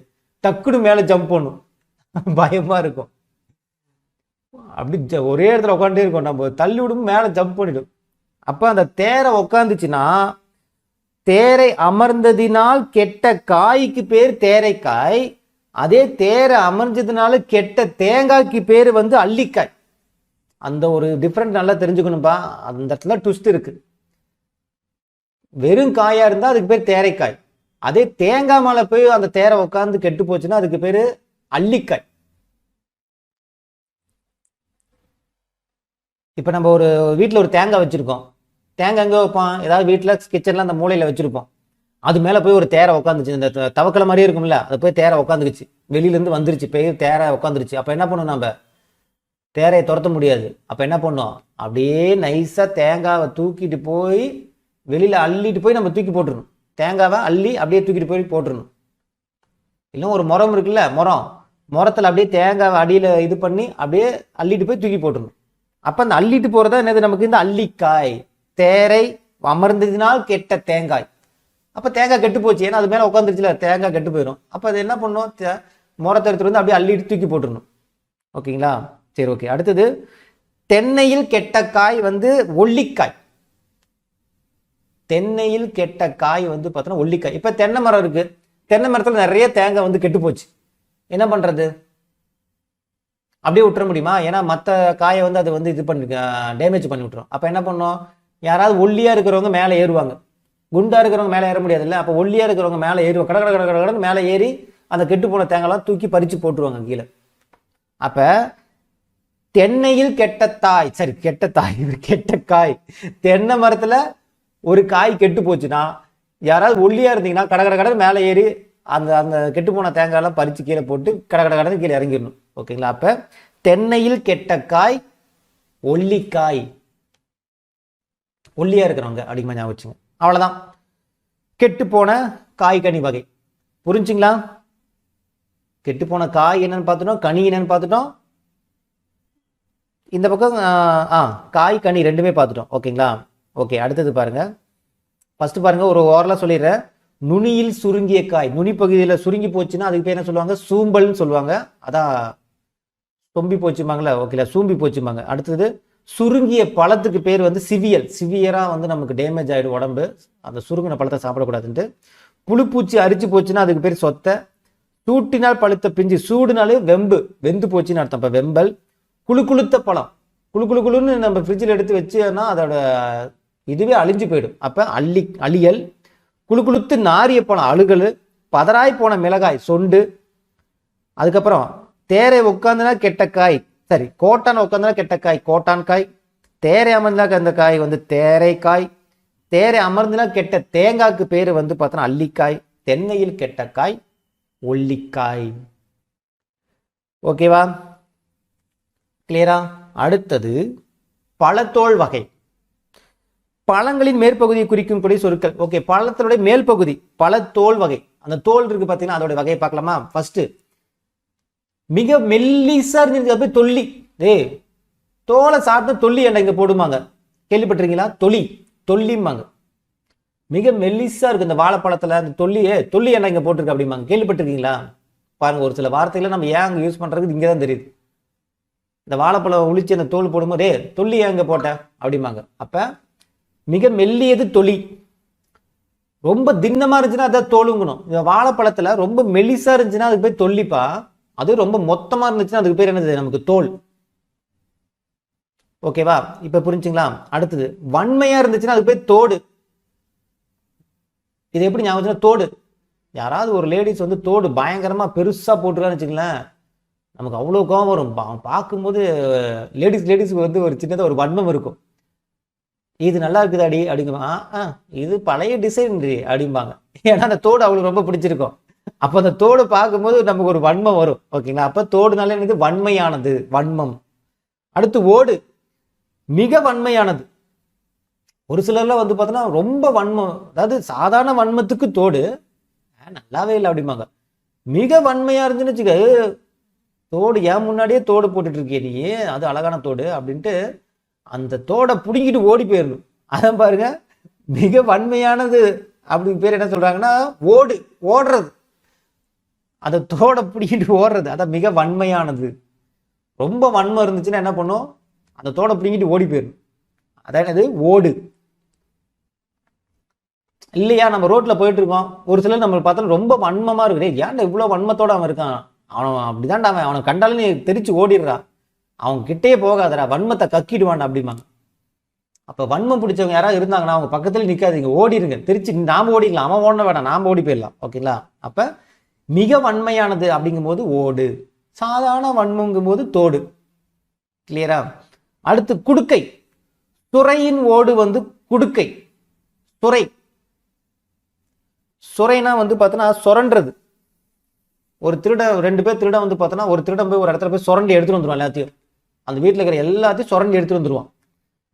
எடுத்துட்டு வந்துட்டு இன்னொரு திருடன் கூட வந்து, எனக்கு பாதி குர்றா, நீ எல்லாத்தையும் எடுத்துக்கிற, நானும் தானே உங்க கூட ஹெல்ப்புக்கு வந்தேன் அப்படின்ட்டு ரெண்டு திருடங்க வந்து பார்த்தோன்னா பேசிக்கிற ஒரு கான்வர்சேஷன். ரெண்டு பேரும் திருட போறாங்க, ஒரு வீட்டில் இருக்கிறது எல்லாத்தையும் சுரண்டி எடுத்துட்டாங்க. அப்புறம் வந்துட்டு இன்னொருத்த வந்து எல்லா காசும் எனக்கு தான், அப்படி எனக்கு பாதி குர்றா அப்படின்னு கேட்கறது. அப்ப என்னது? குடுக்கை. சுரையின் ஓடு அப்படின்னா குடுக்கை. எனக்கு பாதி குர்ரா அப்படின்னு கேட்குறது, என் கையில் கொஞ்சம் குர்ரா அப்படின்னு, குடுக்கை. அடுத்தது தேங்காய் நெற்றியினுடைய மேற்பகுதி பேர் மட்டை, அது தெரியும். தேங்காய் பகுதியோட மேல் பகுதி இருக்குல்ல, அந்த இளநியோட மேல் பகுதி பேர் மட்டம்பாங்க, மட்டை தேங்காய்பாங்கல்ல, ஓகே அது தெரியும் உங்களுக்கு. அடுத்து நெல்லு கம்பு, நெல்லு கம்பு இதோடைய மூடி பகுதி வந்து என்ன சொல்லுவாங்க, உமின்னு சொல்லுவாங்க. என்னது, உமி. ஓகேங்களா, நெல்லு கம்பு இதனுடைய மூடி பகுதி வந்து உமி. மூடி அப்படின்னு வரும்போதே உமின்னு வேணாம் மம்மின்னு ஞாபகம் வச்சுங்க. என்ன பண்றது, வேற வழி இல்லை, மம்மி. அம்மா வந்து போய் நம்ம ஒரு கிச்சனில் போயிட்டு ஏதாவது ஒரு திறந்து எடுத்துட்டா, டே திறந்துனா மூடி வைடா, ஏன்டா என் உயிரை வாங்குற, எத்தனை நடனா சொல்றது அப்படிம்பாங்க. அப்போ மூடி அப்படின்னாலே உமி, மம்மி ஞாபகத்து வந்துடணும். ஓகேவா. அப்போ நெல்லு கம்பு இதெல்லாம் வந்து ஒரு பாட்டில் போட்டு மூடி வச்சுருக்காங்க. நான் அந்த நெல்லு கம்பு வந்து எடுத்து ஏதாவது நான் யூஸ் பண்ணுறேன் இல்லை நான் சாப்பிட்றேன் அப்படின்னா உடனே அம்மா திறந்தா மூடி வைடாமாங்க. அப்போ உமி, மம்மி. ஓகேங்களா, மூடின்னு வரும்போதே நீங்கள் அந்த மம்மி ஞாபகத்து வந்துடணும். அடுத்தது வரகு கேழ்வரகு, இதுக்கு பேர் கொம்மை. வரகு கேழ்வரகு, கொம்மை. கொம்மைனா வந்து பொம்மை ஞாபகம் வச்சுங்க. கொம்மைனா பொம்மை.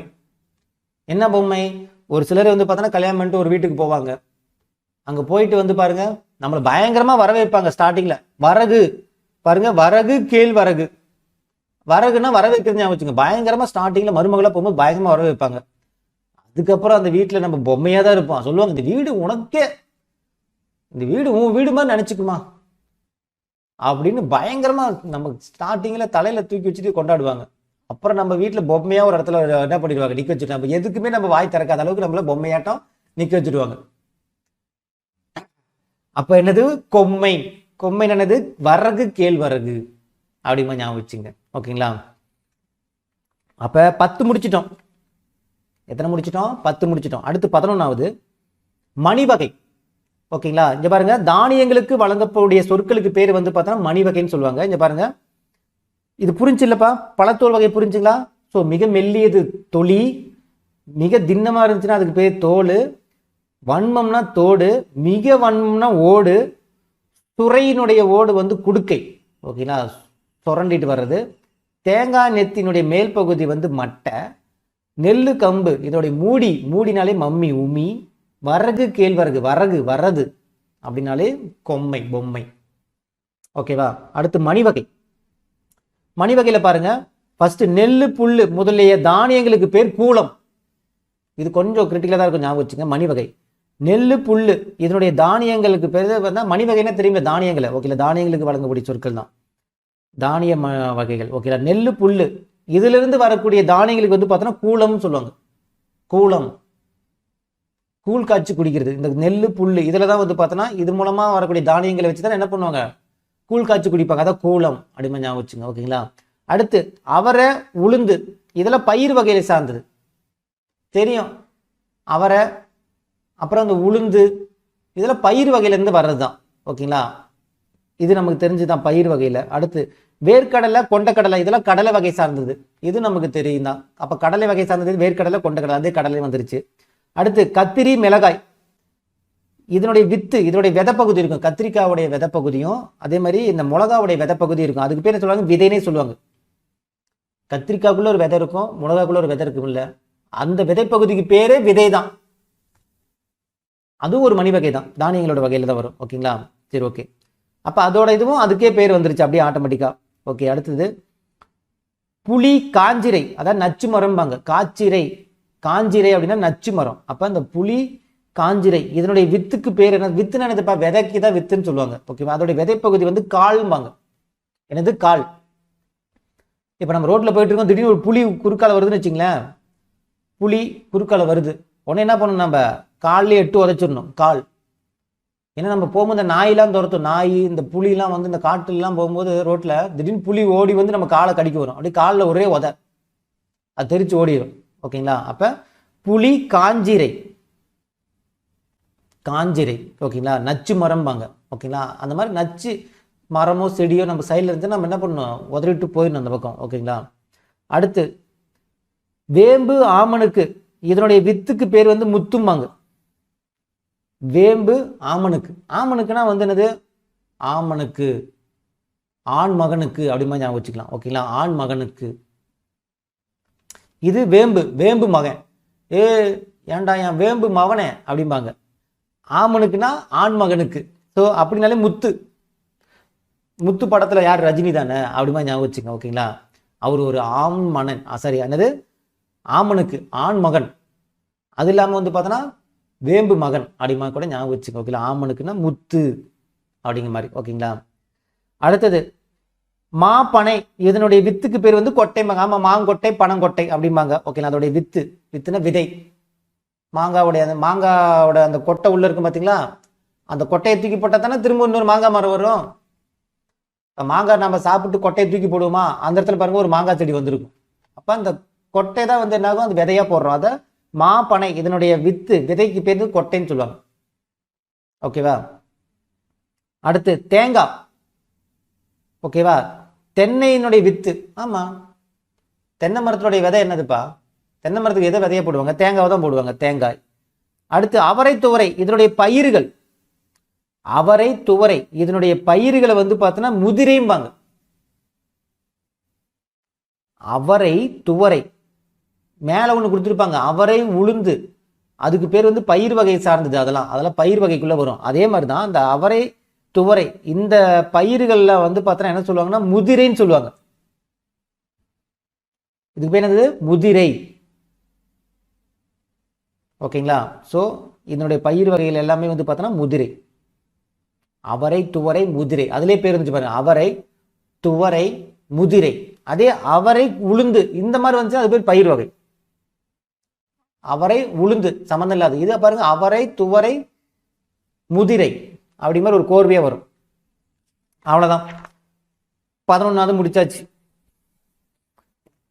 அடுத்தது 12வது பார்த்தலாமா? 12வது பாருங்க, இளம் பயிர் வகை. ஓகேங்களா? தாவரங்களுடைய இளம் பருவத்திற்கான சொற்கள். ஸோ நம்ம மணி வகையில பாருங்க, நான் ஓவராலாக சொல்றேன். நெல்லு புல்லு அப்படின்னாலே வந்து பார்த்தோன்னா கூளம், கூழ் காய்ச்சி குடிக்கிறது. அவரை உளுந்து பயிர் வகை. வேர்க்கடலை கொண்டக்கடலை கடலை வகை. கத்திரிக்காய் மிளகா இதெல்லாம் வந்து பார்த்தோன்னா இதோடைய விதையை வந்து விதைன்னு தான் சொல்லுவாங்க, அதை வித்து விதை. புளி காஞ்சிரை 8 உதைக்குது காலில் கால். வேம்பு ஆமனுக்கு, ஆமன்னாலே முத்து. மா பனை கொட்டை. தென்னையினுடைய வித்து வந்து பார்த்தோன்னா தேங்காய். அவரை துவரை முதிரை. ஓகேவா? சரி, ஓகே. அடுத்தது இளம் பயிர் வகை. மேல மணி வகை, இப்ப பயிர் வகை. இது பாருங்க, நெல்லு கத்திரி இதனுடைய இளநிலை. இளம் பயிருக்கு பேர் என்ன சொல்லுவாங்க? அந்த இளநிலைக்கு நாத்து நடுறதும்பாங்க. இப்ப நெல்லு இந்த கத்திரிக்காய் என்ன சொல்லுவாங்க? நாத்து நடுறதுன்னு சொல்லுவாங்கல்ல. அப்ப என்னது? நாற்று. ஓகேங்களா? இதனுடைய இளநிலை சின்னதா இருக்கும்போது நாத்து நட்டு வைப்பாங்க, அப்பதான் அது இதுவா வரும். ஓகேங்களா? அடுத்து மா புளி வாழை இதனுடைய இளநிலை வந்து பார்த்தோன்னா கன்றும்பாங்க. வாழைக்கன்று, மாங்கன்று, புளிக்கன்று அப்படின்னு தானே வைப்போம். சின்னதா ஒரு வாழைக்கன்று தானே வைப்போம், நம்ம நட்டு வைப்போம். இளம் பயிருங்கிறது அதானே. அப்ப வாழை அப்படின்னு வந்துட்டாலே தெரிஞ்சிடும். மா வந்தாலும் தெரிஞ்சிடும், மாங்காய்க்கு வந்து மாங்கன்று, வாழைக்கு வாழைக்கன்றுன்னு தெரிஞ்சிடும். ஓகே. அடுத்தது வாழையினுடைய இளநிலை. இப்ப இது வந்து ஓவராலா மா புளி வாழை இதனுடைய இளநிலை வந்து பார்த்தோன்னா கன்றும்பாங்க. வெறும் வாழைக்கு மட்டும் இளநிலை சொல்லும்போது குருத்தும்பாங்க. வாழை குருத்துன்னு கூட சொல்லுவாங்க, கேள்விப்பட்டிருக்கீங்களா? எனது வாழை குருத்து. அப்ப மா புளி வாழை இந்த ஓவராலா சொல்லும் போது கன்று. அதே தனியா வாழையினுடைய இளநிலையை சொல்லும் போது வந்து நமக்கு என்ன வருது? குருத்து, வாழங்குருத்து அப்படிங்கிற மாதிரி. வாழை மரத்துக்குள்ள வாழை குருத்து. ஓகேங்களா? இதெல்லாம் சின்ன சின்னதா நோட் பண்ணிக்கணும். வாழையினுடைய இளநிலைக்கு பேர் என்னது? வெறும் வாழை மரம் வந்துச்சுன்னா குருத்து அப்படின்னு பேரு. அடுத்து தென்னையினுடைய இளநிலை வந்து பார்த்தோன்னா பிள்ளை, தென்னம்பிள்ளைம்பாங்கல்ல. இது வாழை குருத்து, இது தென்னம்பிள்ளை. அப்ப சின்னது தென்னையினுடைய இளநிலைக்கு பேர் வந்து பார்த்தோன்னா தென்னம்பிள்ளை, அதான் பிள்ளை. அவ்வளவுதான். என்னடா அந்த பிள்ளை தென்னை மரம் மாதிரி வளர்ந்துருக்கு அப்படிம்பாங்கல்ல, அது மாதிரி ஞாபகம் வச்சுக்கலன்னா கூட. என்னடா அந்த பிள்ளை கடகடன்னு தென்னை மரம் மாதிரி வளர்ந்துருக்கு அப்படிங்கிற மாதிரி. அப்ப தென்னையினுடைய இளநிலை வந்து பார்த்தோன்னா பிள்ளை. ஓகே. அடுத்து இந்த பக்கம் இருக்கு பாருங்க, விழாவின் இளநிலை வந்து பார்த்தோன்னா குட்டி, குட்டி. ஓகேங்களா? ஸோ என்னன்னா ஒரு சில மிருகங்கள்லாம் குட்டியாக தான் இருக்கும், ஆனால் அதுங்களாம் உதச்சின்னு வச்சுக்க விழாலம்புலேயே உடச்சிருங்க. நம்ம குட்டி நினைச்சு விளையாண்டுட்டு இருப்போம், ஆனால் என்ன ஆகணும், விலா எலும்புலேயே 8 உதைச்சிருங்க. அப்போ பாருங்கள், விலாவின் இளநிலை. விலா எலும்புலேயே உடைச்சிருங்க. யார் இந்த குட்டி குட்டி பார்த்தா குட்டி யானையாக இருக்கும், இல்லை குட்டி ஆடாக இருக்கும், இல்லை குட்டி எருமையாக இருக்கும். ஆனால் உதச்சிச்சின்னா, இல்லை குட்டி மாடாக இருக்கும், உதச்சின்னா என்ன ஆகும், விலா எலும்பு உடஞ்சிரும். அப்போ குட்டி அப்படின்னா விலாவின் இளநிலை. ஓகேங்களா. அடுத்து பனையினுடைய இளநிலை வந்து பார்த்தோன்னா மடலி அல்லது வடலி. பனையினுடைய இளநிலை. பனைமரம், பனைமரத்தில் என்ன இருக்கும், நொங்கு இருக்குமா? அப்ப அந்த நொங்கு வந்து பார்த்தோன்னா மடலி அல்லது வடலி. நொங்கு மடலி அல்லது வடலி. ஒன்று வடவம் போகிறதுக்கு யூஸ் பண்ணிக்கலாம், இல்லை மடலி. நம்ம போய் நம்ம நொங்கு வாங்க போகும்போது என்ன பண்ணுவாங்க, அந்த ஒரு மாதிரி ஓலையில் வச்சு இது பண்ணி 4-5 மடக்கி கொடுப்பாங்க, பார்த்துருக்கீங்களா? ஒரு இலை மாதிரி இருக்கும், அதுக்குள்ளே வந்து என்ன பண்ணுவாங்க, ஒரு 10 நொங்கு கொடுங்க அப்படின்னா அந்த நொங்கு தனியாக எடுத்து நொங்கு எடுத்து அதில் வச்சு மடக்கி கொடுப்பாங்க. அதனது மடலி, மடக்கி கொடுப்பாங்க. மடலி அல்லது வடலி. ஓகேங்களா. சாப்பிட்டதுக்கப்புறம் கையில் வட வட வடன்னு இருக்கும், அதான் வடலி. மடலி வடலி பனையினுடைய இளநிலை. வேற வழி இல்லை, இது ஒரு தடவைக்கு 2 தடவை நீங்கள் எடுத்து பார்த்தா தான் உங்களுக்கு ஞாபகத்துக்கு வரும். ஓகேங்களா. அடுத்து பைங்கூழ், நெல் சோளம். இதனுடைய பசும் பயிருக்கு பேர் வந்து பாருங்க பைங்கூழ்பாங்க. நெல் சோளம் இதனுடைய பசும் பயிர். அந்த பசும் அப்படின்னு வந்துட்டாலே இந்த பைங்கூழ் ஞாபகம் வச்சுங்க. பசுமையா பைங்கூழ், அந்த கீவேர்டு தான் இது ஞாபகம் வச்சுக்கணும். அப்ப நெல் சோளம் இதனுடைய பசும் பயிரை வந்து பைங்கூழ்பாங்க. நெல் சோளத்தை வந்து பைக்குள்ள போட்டு நம்ம ஒரு எங்கேயா டூர் போகிறோம், சினிமாவுக்கு போகிறோம் அப்படின்னா நம்ம என்ன பண்ணலாம், நெல், இந்த சோளக்கருது. இந்த சோளக்கருதுலாம் பாருங்கள் நல்லா வேச்சு குக்கரில் வச்சு நல்லா வேச்சிட்டு பைக்குள்ளே போட்டு நம்ம என்ன பண்ணலாம், ஸ்கூலுக்கு எடுத்துகிட்டு போய் கூட சாப்பிட்லாம். சோளக்கருது, நெல் சோளம் இதனுடைய பசும் பயிர் வந்து என்ன சொல்லுவாங்க, பைங்கூழ். பைக்குள்ளே போட்டு எடுத்துகிட்டு போகலாம். பைக்குள் போட்டுட்டு, பைக்கூழ்னா பைங்கூழ் அப்படிமா ஞாபகம் வச்சுங்க. அவ்வளோதான். இப்போ இளம் பயிர் உங்களுக்கு ஞாபகம் வந்துச்சா? இளம் பயிர் வகை நெல், கத்திரிக்காய் நாற்று நடுறது, மா, புளி, வாழை. இந்த 3க்கு வரும்போது கன்று, வாழைக்கு மட்டும் வரும்போது குருத்து, தென்னைக்கு வரும்போது தென்னம்பிள்ளை. அதான் தென்னை மரம் மாதிரி இந்த பிள்ளை வளர்ந்துருக்குங்க, தென்னம்பிள்ளை. விலா எலும்புலே எழுதுக குட்டி. பனை அப்படிங்கும்போது நொங்கு, அதான் மடலி வடலி. நெல் சோளம் அப்படிங்கும்போது பைங்கூழ். இது எல்லாமே நீங்கள் ஆப்ஷன் பார்க்கும்போது என்னன்னா, ஒரு கேள்வியை கேட்கும்போது உங்களுக்கு ஆன்சர் வராது, ஆனால் ஆப்ஷனை பார்க்கும்போது ஈஸியாக போட்டுருவீங்க, நீங்கள் கணிச்சிடலாம். ஆப்ஷன் பார்க்கும்போது நம்ம இதுதான் ஆன்சருங்கிறத தாண்டி இதெல்லாம் இதுக்கு வராது, ஆன்சர் ஒமிட் பண்ணி கூட நமக்கு தேவையான ஆன்சர் எடுக்கலாம். எது வராதுன்னு தெரிஞ்சாலே எது மீதி இருக்கோ அதானே நமக்கு ஆன்சர். அப்படி கூட நம்ம எடுத்துகிட்டு போகலாம் அழகா. ஏன்னா நம்ம ஷார்ட்கட் ஞாபகம் இருக்குல்ல, ஷார்ட்கட் மேட்ச் ஆகணும்ல, அதை பார்க்கும்போது டக்குன்னு ஷார்ட்கட் நான் சொன்னது ஞாபகத்துக்கு வந்துடும். ஓகேங்களா. அதனால் மேக்ஸிமம் இந்த பாடம் வந்து பார்த்தோன்னா மேலோட்டமாக அப்படியே நான் சொல்கிற ஷார்ட்கட்டை கேட்டு ஒரு இடம் ரீகால் பண்ணிக்கங்க. கேள்வி ஆப்ஷனில் பார்க்கும்போது ஈஸியாக அடிச்சிடலாம். நீங்கள் நம்ம டெஸ்ட்டு வைப்போம்ல, அப்போ உங்களுக்கு தெரியும். சரிங்களா. ஓகே, அவ்வளோதான். வேற என்ன இருக்கு? ஓகே, மொத்தம் 12 பார்த்துட்டோம். எப்படியோ முடிச்சுட்டேன்டா சாமி. இருக்கிறதுலையே இதுதான் ரொம்ப கஷ்டமாக ஃபீல் ஆச்சு இந்த பாடம். ஓகே, இங்கே பாருங்க. இது காரும் கூறியவற்ற தமிழ் சொல் வள முடியாது என்றும் தமிழ் சொல் வள முடியாது என்றும் தெளிந்தின் விளங்கும். ஓகே, வேற ஏதாவது கொடுத்துருக்காங்களா?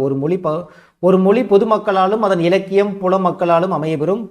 தமிழ் பொதுமக்கள் உயர்ந்த பகுத்தறிவுடையவர்கள். எத்தனையோ ஆராய்ச்சி நடந்து வரும் இக்காலத்திலும் எத்தனையோ மொழிகளில் நின்று கடன் கண்ட ஆங்கில நூலிலும் இலையை குறிக்கும், இலையினாலே லீஃப்னு தெரியும் உங்களுக்கு, இலையை குறிக்கக்கூடிய சொல் லீஃப்.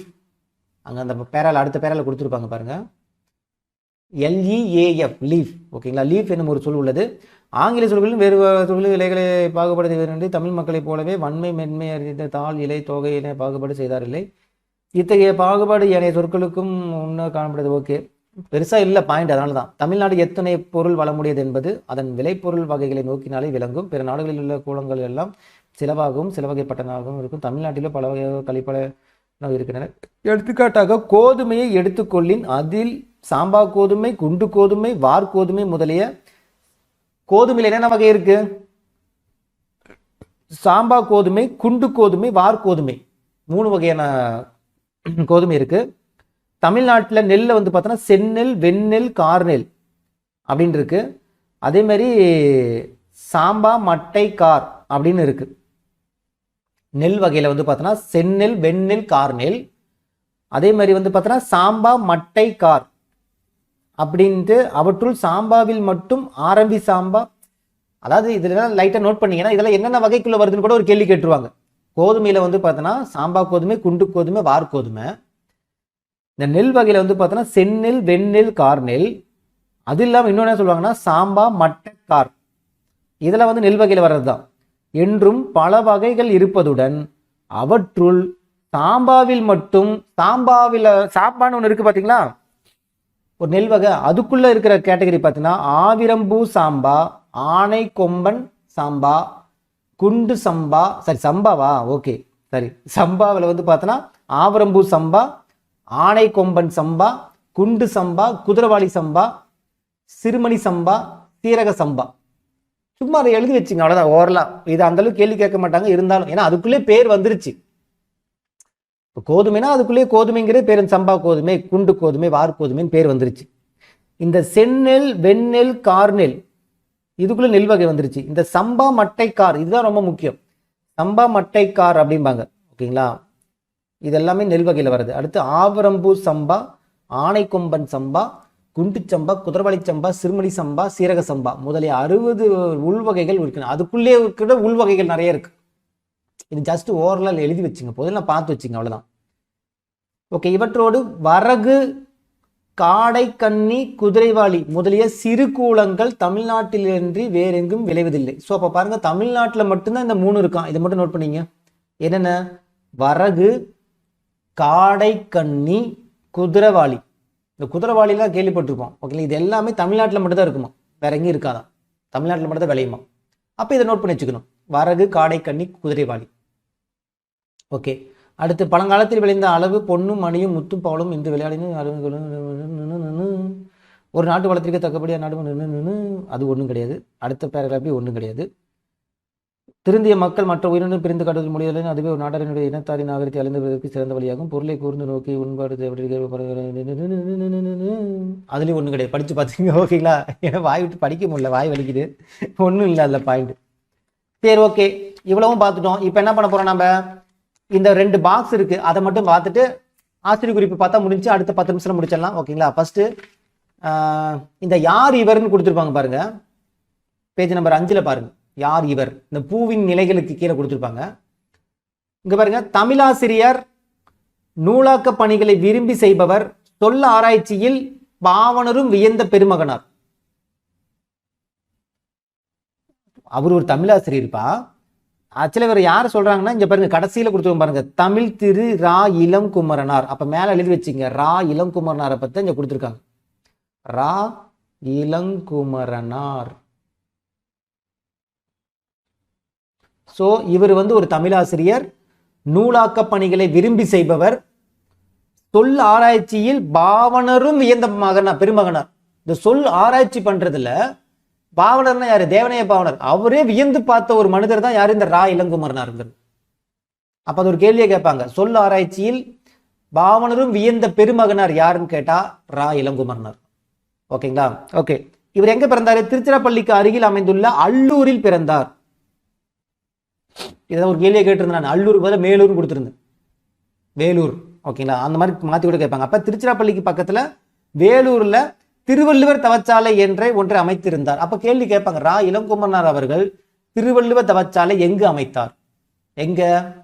திருச்சிராப்பள்ளிக்கு பக்கத்துல கூடிய அல்லூர்ல, ஓகேங்களா. சரி, ஓகே. பாவனர் நூலகம் அப்படிங்கிற ஒரு நூலகத்தை வந்து உருவாக்குனார். ஏன்னா இவரும் வந்து பார்த்தோன்னா கொஞ்சம் டச்சில் இருக்கிறவங்க. அப்ப அவருடைய பேர்ல வச்சிருக்காரு பாவனர் நூலகம். பாவனர் வந்துட்டாலே ரா இளங்குமரனார் வந்துடணும். அப்ப பாவனர் நூலகம் அப்படின்னு உருவாக்குனது யாரு பார்த்தோன்னா இளங்குமரனார் தான், ஓகேங்களா. அதே மாதிரி தமிழகம் முழுவதும் திருக்குறள் சொற்பொழிவுகளை வழங்கி வருபவர், தமிழ் வழி திருமணங்களை நடத்தி வருபவர். இது எல்லாமே இவருடைய சிறப்புகள். யாரு? ரா இளங்குமரனாருடைய சிறப்புகள், ஓகேங்களா. ஓகே. அடுத்து பாருங்க, விழிகளை இழக்க நேரிட்டால் கூட தாய் தமிழை இழந்துவிடக் கூடாது என்று எண்ணியவர். இது ரொம்ப முக்கியமான ஒரு பாயிண்ட். விழி, நம்ம கண்ணோட விழி போனாலும் பரவாயில்ல, தாய் தமிழை நம்ம இழந்துடக்கூடாது. நம்ம கண்ணு போனாலும் பரவாயில்ல, நம்ம தமிழை இழந்துடக்கூடாது அப்படின்னு சொன்னது யாரு பார்த்தா ரா இளங்குமரனார் தான். பாருங்க, இளம் குமரனார் இளமையிலே இந்த அளவுக்கு இவருக்கு வந்து பார்த்தோன்னா தமிழ் மேலே பற்று இருந்திருக்கு பாருங்க. நம்ம கண்ணே போனாலும் சரி, நம்ம கண் விழிகள் போனாலும் தமிழ் வந்து நமக்கு போகக்கூடாது, தாய் தமிழ் நமக்கு போகக்கூடாதுன்னு சொல்றாங்க. ஓகேங்களா? அதற்காக தமிழ் தென்றல் திருவிக்கா போல இமைகளை மூடியபடியே எழுதும் ஆற்றலை கொண்டவர். என்ன சொல்ற, நம்ம கண்ணு போச்சுன்னா எப்படி நான் தமிழ் படிக்க முடியும், எழுத முடியும் அப்படின்னு இருக்காங்கல்ல. அதுக்காகவே என்ன பண்றாரு, என் கண்ணே இல்லைன்னா கூட நான் தாய் தமிழ் மேல பற்று இருப்பேன்ட்டு கண்ணை மூடிக்கிட்டே எழுதுவாராம். அந்த மாதிரி திருவிக்கா தான் எழுதுவார். இமைகளை மூடிக்கொண்டே எழுதும் ஆற்றல் பெற்றவர் திருவிக்கா. அவரை மாதிரியே இவரும் எழுதுவாராம். அதான் சொல்லியிருக்காங்க, தமிழ் தென்றல் திருவிக்கா போல் இமைகளை மூடியபடி எழுதும் ஆற்றலை கற்றுக்கொண்டவர். அப்ப இமைகளை மூடியபடி எழுதும் ஆற்றலை கொண்டவர் வந்து ஒன்னு திருவிக்கா, இன்னொன்னு ரா இளங்குமரனார். ஓகேங்களா? இன்றளவும் இவ்வாறே எழுதி தமிழுக்கு தமிழ் பெரும் புகழை சேர்த்தவர். கிளியரா? ஓகே. பற்பல நூல்களை எழுதியிருப்பினும் என்னென்ன நூல் பாருங்க, பல நூல்கள் இவர் எழுதியிருக்கிறாரு. இருந்தாலும் அதுல ஒரு சில நூல்கள் பாருங்க. ஒண்ணு வந்து இலக்கண வரலாறு, தமிழிசை இயக்கம், தனித்தமிழ் இயக்கம், பாவனர் வரலாறு, குண்டலகேசி உரை, யாப்பெருங்களம் உரை, புறத்திரட்டு உரை, திருக்குறள் தமிழ் மரபுரை, காக்கை பாடினிய உரை, தேவநேயம். இது எல்லாமே இவருடைய நூல்கள். இதுக்கு ஷார்ட்கட் பார்க்கணுமா, என்னத்த சொல்றது, ரா இளம் குமரனார். இளம் குமரனார்னா இளமையிலே அரசரா இருந்தவர். அதை இளமை ஞாபகம் வச்சுங்க. ரா இளம் குமரனார்னா இளமை ஞாபகம் வச்சுக்கலாமா? இளமை வச்சு உங்களுக்கு ஷார்ட்கட் சொல்லிட்டுமா? ஓகே, பார்க்கலாம். ஃபர்ஸ்ட் இளமை இலக்கண வரலாறு. இந்த இலக்கணம் வரலாறுலாம் படிக்கும் போது இந்த சின்ன வயசுலயே படிச்சிருங்கப்பா, இளமை வயசுலயே படிச்சிருங்க. பின்னாடி காலம் கடந்து படிக்கிறதுல ரொம்ப கஷ்டம். இளமையா இருக்கும் போதே படிச்சிடணும். அதான் பாருங்க, இலக்கண வரலாறு இளமையா இருக்கும் போதே படிச்சு விட்டுணும். இந்த இலக்கணம் சரி வரலாறு சரி மறந்து போகும். அடுத்தது தமிழிசை இயக்கம். தமிழிசை அவர்கள் இருக்காங்கல்ல, தமிழிசை பாஜக தமிழிசைன்னு ஒருத்தர் இருப்பாங்கல்ல, அவங்க ஒரு இயக்கம் ஆரம்பிச்சிருக்காங்க. அந்த இயக்கத்துல போய் நம்ம இளமையா இருக்கும்போது சேர்ந்துடணும். ஏன்னா அந்த இயக்கம் வந்து பார்த்தோன்னா ஃபுல் அண்ட் ஃபுல் வந்து தமிழ் கற்றுக் கொடுக்குறாங்க. அப்ப தமிழிசை இயக்கம், தமிழிசை அவர்கள் தொடங்கின அந்த இயக்கத்துல போய் சேர்ந்துட்டா தமிழும் இசையும் நம்ம தெரிஞ்சுக்கலாம். சின்ன வயசுலேயே நான் தமிழ் கத்துக்கணும், இசை மியூசிக் கத்துக்கணும் அப்படின்னா அந்த தமிழிசை இயக்கத்துல போய் சேர்ந்துக்கும் இளமையா இருக்கும் போதே. அப்படிமா ஞாபகம். அடுத்து தனித்தமிழ் இயக்கம். இல்லப்பா, எனக்கு தமிழும் இசை ரெண்டுமே வேணாம், வெறும் தனித்தமிழ் மட்டும், தமிழ் மட்டும் தான் எனக்கு வேணும், தனியா தமிழ் மட்டும் நான் கத்துக்கணும். சரிப்போ, தனித்தமிழ் இயக்கம்னு ஒரு இயக்கம் இருக்கு, அதுல போய் சேர்ந்துக்க. அதுல தமிழ் மட்டும்தான் இருக்கும், அதான் தனித்தமிழ். தனியா தமிழ், அதான் தனித்தமிழ். ஓகேவா? ஓகே, ஏதோ வாயில வர்றது சொல்ற, வேணும்னா எடுத்துங்களேன், நீங்க மனப்பாடம் பண்ணீங்க. சரிங்களா? சரி, ஓகே. அடுத்தது பாவனர் வரலாறு. பாவனர் வரலாறு. ஸோ பாவனருக்கு இவருக்கு தான் லிங்க் இருக்கு, நான் சொன்னேன் டச்சில் இருக்காங்கன்னு. அப்ப அவருடைய வரலாறு இவருக்கு தான் தெரியும், பாவனர் வரலாறு. ஓகே. குண்டலகேசி உரை. என்னது குண்டலகேசி உரை? இவர் வந்து உரை எழுதுறாருன்னு குண்டு குண்டா எழுதுவார். கையெழுத்து வந்து பார்த்தோன்னா குண்டு குண்டா எழுதுவார். ஓகேவா? என்னது இவரு குண்டு குண்டா எழுதுவார். ஏன்டாப்பா குண்டு குண்டா எழுதுறா அப்படின்னு கேட்டா, ஏன்னா அந்த இளமையா இருக்கிறதுனால வந்து பார்த்தோன்னா, இளமையா நம்ம சின்ன சின்னதாக தான் எழுது நம்ம விருப்பப்படுவோம். ஏன்னா நம்ம பெருசா எழுதுனா கை வலிக்குன்னு. இவன் இளமையா இருக்கிறவன் தானே, யூத் தானே, உனக்கு என்ன நல்லா பெருசா நல்லா குண்டா எழுத வேண்டியதானே, அப்பதான் அச்சா தெரியும் அப்படிங்கிற மாதிரி. அப்ப குண்டலகேசி உரை, இவர் உரை எழுதும் போது குண்டு குண்டா தான் எழுதுவார். யாரு? இளங்குமரனார் அப்படின்னு ஞாபகம் வச்சுக்க. என்ன பண்றது? அடுத்தது யாப்பெருங்களம் உரை. யாப்பெருங்களம், யார் பேச்சும் கேட்க மாட்டான் அப்படிமா ஞாபகம் வச்சுங்க. இளங்குமரனார் யார் பேச்சும் கேட்காம இருக்கக்கூடாது. யார் ஏதாவது நல்லது சொன்னாலும் எடுத்துக்கணும். ஏன்னா அந்த சின்ன வயசுல நம்ம வந்து யார் பேச்சையும் கேட்கக்கூடாதுன்னு நம்ம இருப்போம், அப்படி இருக்கக்கூடாது. யாப்பெருங்களம், யாரோட பேச்சும் கேட்காம இருக்காதீங்க. இளமை காலத்துல நீங்க அப்படியே அசால்ட்டா தான் இருப்பீங்க. யாரு அட்வைஸ் பண்ணாலுமே கிரிஞ்சு அப்படிம்பீங்க, இல்லைன்னா என்ன சொல்லுவீங்க, பூமர் அங்கிள்ம்பீங்க. ஆனா பின்னாடி கஷ்டப்படும் போது தான் தெரியும். ஸோ உங்க நல்லதுக்கு சொல்லக்கூடிய யாரதா இருந்தாலும் நீங்க எடுத்துக்கலாம். ஓகேங்களா? அப்ப யாப்பெருங்களம் உரை. அடுத்து புறத்திருட்டு உரை. புறத்திரட்டு, திருட்டு வேலை பண்ணக்கூடாது. அங்கே இங்கே ஏதாவது பொருள் இந்த சின்ன வயசுல போய் திருடுறது, இந்த திருட வேலையெல்லாம் வந்து இளமை பருவத்தில் வச்சு எப்பவுமே வச்சுக்கூடாது. அந்த இளமை பருவத்தில் புத்தி எங்க வேணா மாறும், அந்த மாதிரி வச்சுக்க கூடாது. புறத்திரட்டு, அக்கம் பக்கத்தில் போய் ஏதாவது திருடிட்டு வருது, அந்த மாதிரி வச்சுக்கூடாது. புறத்திருட்டு உரை. திருக்குறள் தமிழ் மரபுரை. திருக்குறள் நல்லா கத்துக்கணும். ஏன்னா வாழ்வியல் சொல்லக்கூடிய ஒரு நூல் வந்து பார்த்தா திருக்குறள் தான். அப்ப திருக்குறள் நல்லா கத்துக்கணும். திருக்குறள் தமிழ் மரபுரை. திருக்குறள் கத்துக்கிட்டு தமிழ் மரபு அதில் நீங்க தெரிஞ்சுக்கலாம். தமிழுடைய மரபு என்ன, கலாச்சாரம் என்ன, பண்பாடு என்ன அப்படிங்கிறது எல்லாமே இந்த திருக்குறள் இருக்கு. அப்ப தமிழ் மரபு உரை அப்படிங்கிறது நீங்க கத்துக்கணும்னா இந்த திருக்குறள் படிக்கணும். அப்ப திருக்குறள் தமிழ் மரபு உரை. இளமையில இருக்கும்போது திருக்குறள் கத்துக்கணும். அடுத்தது காக்கை பாடினிய உரை. இந்த காக்கா அங்கேயும் சுத்தி அலைஞ்சு ஒரு மாதிரி இருக்கும்ல, அந்த மாதிரி ரொம்ப நம்ம என்ன பண்ணக்கூடாது, அலையக்கூடாது. அலையக்கூடாது மீன்ஸ் எப்படின்னா, இந்த வெயில்லையே போய் சுத்திக்கிட்டே இருப்பாங்க ஒரு சிலர். இந்த இளமை பருவத்துல ஊரை சுத்த போறேன்ட்டு எனி டைம் கிரிக்கெட் விளையாண்டுக்கிட்டே இருப்பாங்க. கிரிக்கெட் விளையாடலாம், எனி டைம் கிரிக்கெட் விளையாண்டே இருப்பாங்க, ஊரை சுத்திட்டே இருப்பாங்க. ஊரை சுத்தி சுத்தி பார்த்தோன்னா கருப்பாய் காக்கா கலர்ல வந்துருவாங்க. காக்கா மாதிரி இப்ப அங்கங்கேயும் வந்து சுத்திக்கிட்டே இருப்பாங்க. அதான் காக்கை பாடினிய உரை. ஏன்னா காக்கா மாதிரி சுத்திக்கிட்டே இருக்கம்பாங்க, மூஞ்சப்பாரு அப்படிம்பாங்க. அடுத்தது தேவநேயம். அதுலயே வந்துருச்சு. ஏன்னா தேவன் இவருக்கும் பாவனருக்கு தான் ஒரு லிங்க் இருக்கு. தேவநேய பாவனர். பாவனர் வரலாறா இருந்தாலும் சரி, இல்ல தேவநேயமா இருந்தாலும் சரி, இவரு தான், இளங்குமரனார் தான். அவ்வளவுதான், முடிஞ்சு போச்சு. அப்ப என்னென்ன இளமை பருவத்துல என்னென்ன கத்துக்கணும்? இலக்கணம், வரலாறு கத்துக்கணும். தமிழ் இசை கத்துக்கணும்னா அந்த இயக்கத்துல சேரு. இல்ல நான் தனியா தான் தமிழ் கத்துக்கிட்டா தனித்தமிழ் இயக்கத்துல போய் சேர்ந்துக்கோ. அடுத்து பாவனர், வரலாறு, தேவநேயம். இந்த ரெண்டும் உங்களுக்கு அந்த அவரோட லிங்க்ல இருக்கனால அது ரெண்டும் உங்களுக்கு ஓகே. அதே மாதிரி குண்டலகேசினால குண்டா தான் எழுதுவாங்க. அதே மாதிரி இளமை பருவத்துல ரொம்ப நீங்க வந்து என்ன பண்ணக்கூடாது, அன்வான்டான ஜங்க் ஃபுட் நிறைய சாப்பிட்டு உடம்பு வந்து குண்டாக்கிக்கூடாது. ஒரு சிலர் வந்து பார்த்தோன்னா இயற்கையாவே இருக்கும், அவங்க பிரச்சனை கிடையாது. ஆனால் அன்வான்டா ஜங்க் ஃபுட் யாரும் சாப்பிட்டு ரொம்ப குண்டாயிடாதீங்க, உடம்பு குறைக்கிறது ரொம்ப கஷ்டமா போயிடும். அடுத்து யாப்பெருங்கலம், யார் பேச்சு கேட்காம இருக்காதீங்க. புறத்திரட்டு உரை, திருட்டுத்தனம் பண்ணாதீங்க. திருக்குறள், சின்ன வயசுல திருக்குறள் கத்துக்குங்க. காக்கை பாடி நல்ல ஊரை சுத்தி காக்கா மாதிரி ஆயிடாதீங்க. அவ்வளவுதான், முடிஞ்சு போச்சு. பெருந்தமிழர் ரா இளங்குமரனார். ஓகேங்களா, முடிஞ்சா? அடுத்து இந்த பக்கம் இன்னொரு உங்களுக்கு தெரியுமா ஒண்ணு சின்ன பாக்ஸ். அப்பாதுரையார் வந்து ஒரு ஸ்டேட்மெண்ட் கொடுத்திருப்பாரு. என்னன்னா, தமிழகத்திலேயே ஒரு மொழிக்காக உலக மாநாடு நடத்திய முதல் மாநாடு மலேசியா தான். தமிழ்நாட்டிலேயே ஒரு மொழிக்காக உலக மாநாடு நடத்திய முதல் நாடு எது தெரியுமா? மலேசியா.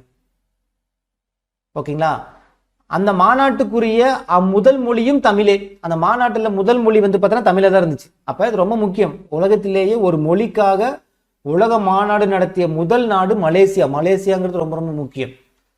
அப்படின்னு சொன்னது யாரு? பன்மொழி புலவர் அப்பாதுரையார் தான் சொல்லிக்கிறார். சொல்றேன், ஒருத்தர் அம்மா வந்து சொல்றாங்க, என்ன சொல்றாங்க? இந்த உலகத்திலேயே மொழிக்காக முத வந்து பார்த்தோன்னா ஒரு உலக மாநாடு எந்த நாடு நடத்துச்சு தெரியுமா? மலேசியாடா. ஆடா ஏமா அப்படிம்ப.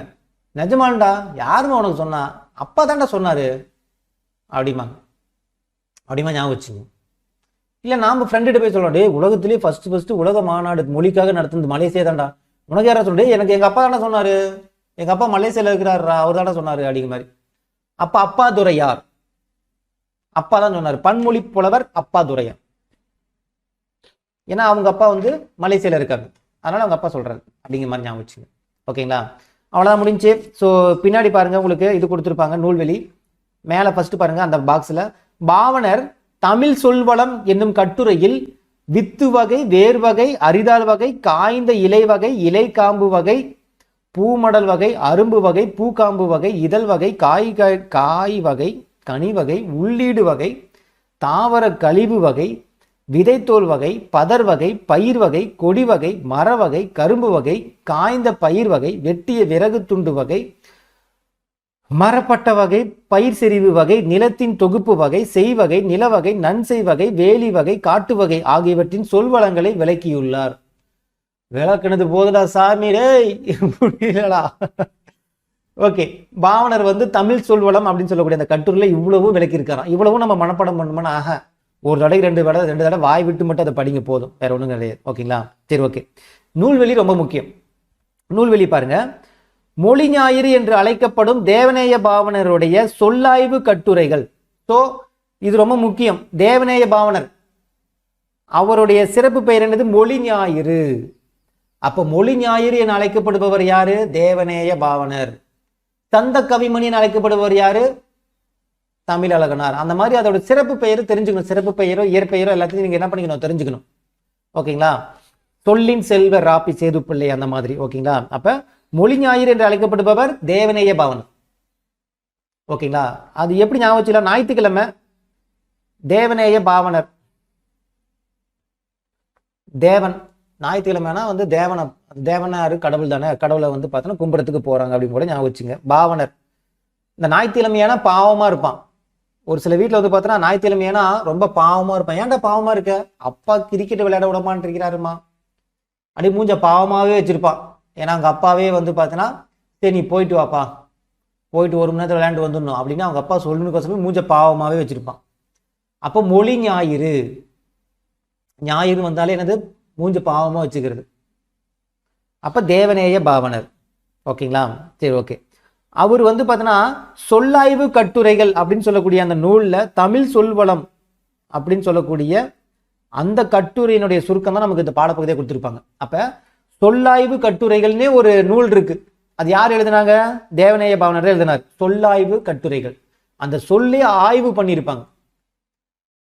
அதான் இந்த இது போடுறாங்க, கனி வகை, காய் வகை, இந்த வகை அந்த வகைன்னு அந்த சொல்ல புள்ள ஆய்வு பண்ணி முடிச்சு தள்ளிட்டாரு யாரு? தேவநேய பாவனர்.